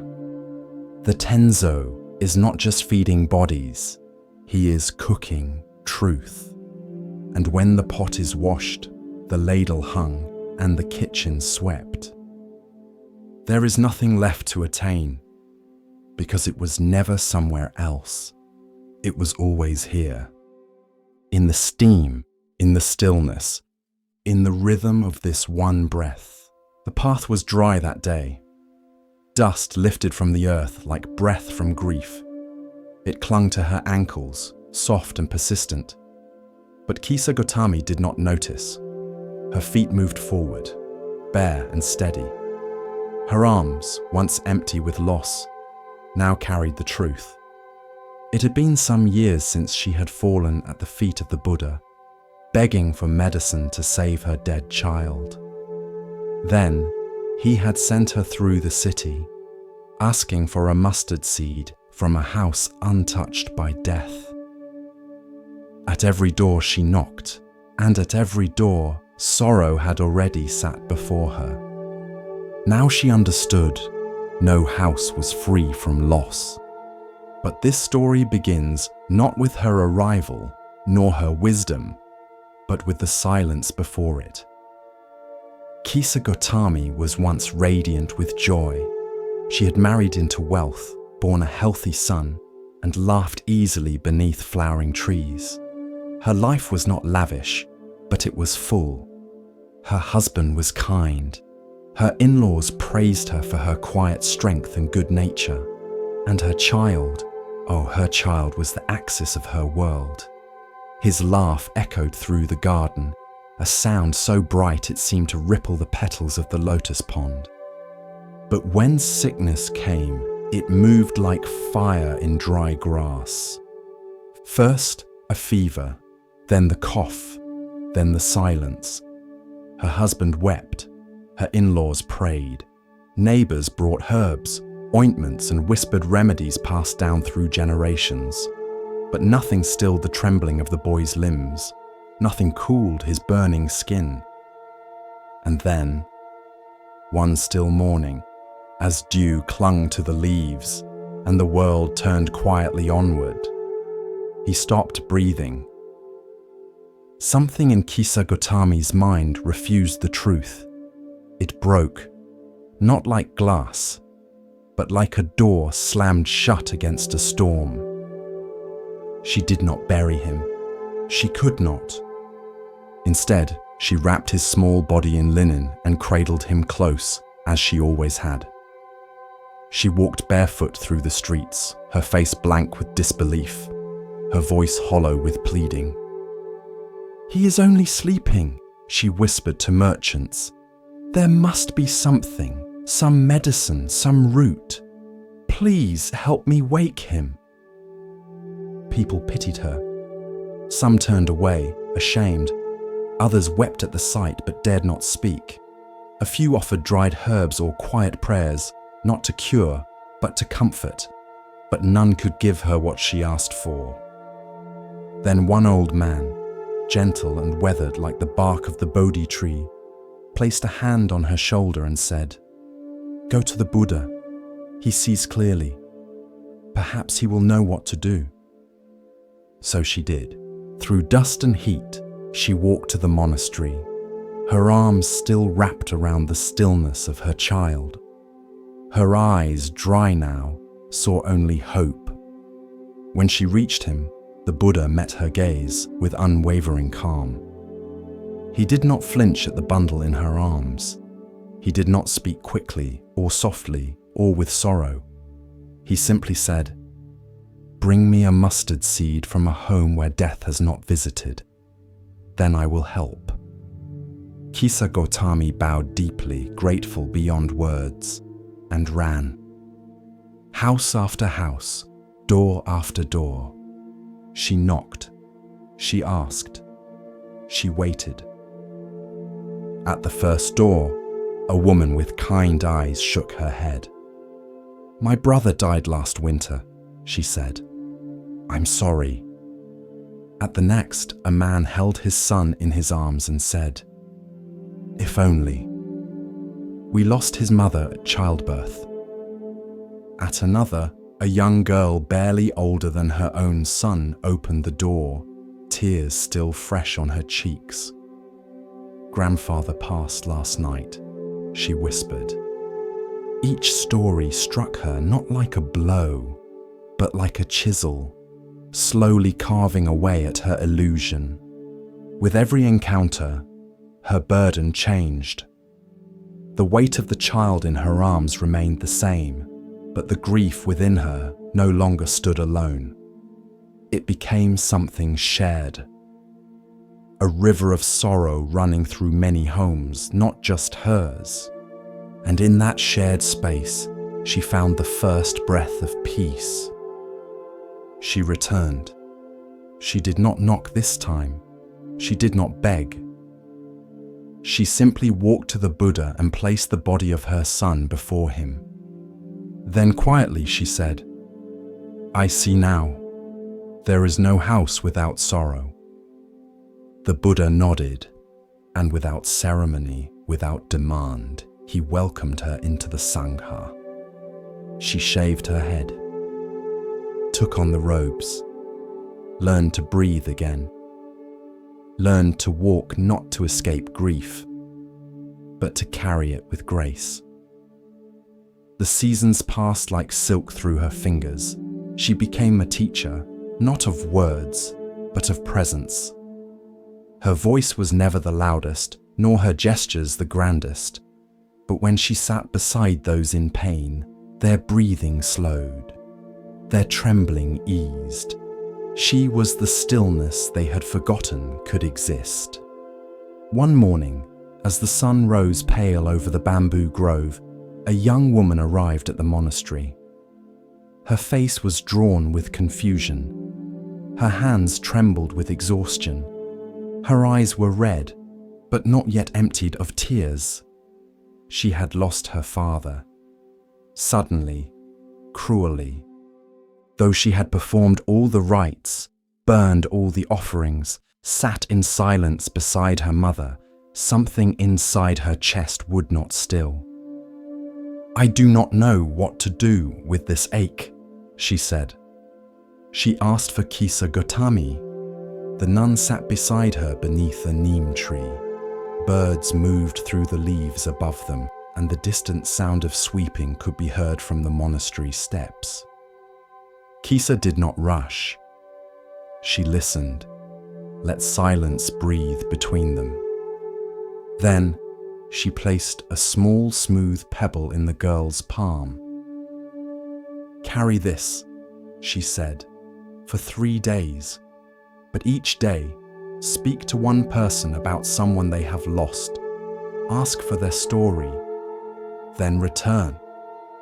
The girl did as told. And on the 3rd morning, she returned, eyes swollen, chest raw, but breath moving freely. She knelt at Kisa's feet and wept, but the tears came with space, with rhythm, with healing. "I thought I was alone," she said. Kisa Gotami nodded. "Grief is a shadow," she said. "It grows darker when we sit beneath it alone. But when we share it, it moves, it thins, it teaches." The girl asked, her voice barely above a whisper, "What did it teach you?" Kisa looked to the far hills, where the morning light softened the edges of the earth. "That the heart does not break from love," she said, "but from the illusion that love can be possessed. My child was not mine. He was a gift. So were the mornings we shared, the soft sound of his feet, the questions he asked at twilight. His death was not punishment. It was part of the changing tide. We do not own the ocean, but we can learn to swim." The girl placed her hand over her heart. "Will this ache ever leave?" "No," Kisa said gently, "but it will grow roots, and from those roots something will bloom. You will never be the same, but you may become more." The girl bowed low, forehead touching earth, and so another seed was planted, not of mustard, but of compassion. Kisa Gotami came to be known not for her loss, but for her light, for the way she listened without rushing, spoke without preaching, held without clutching. She walked through villages not to convert, but to sit, to be, to remind those in pain that no house stands outside sorrow, and no heart must bear it alone. Thus, the lesson of the mustard seed lived on, not in the search, but in the returning, not in the seed itself, but in the soil of shared humanity it revealed. As the lantern of awareness glows a little brighter, we come to a tale about seeing with more than the eyes. Let the stillness guide you now, and listen carefully to the next story.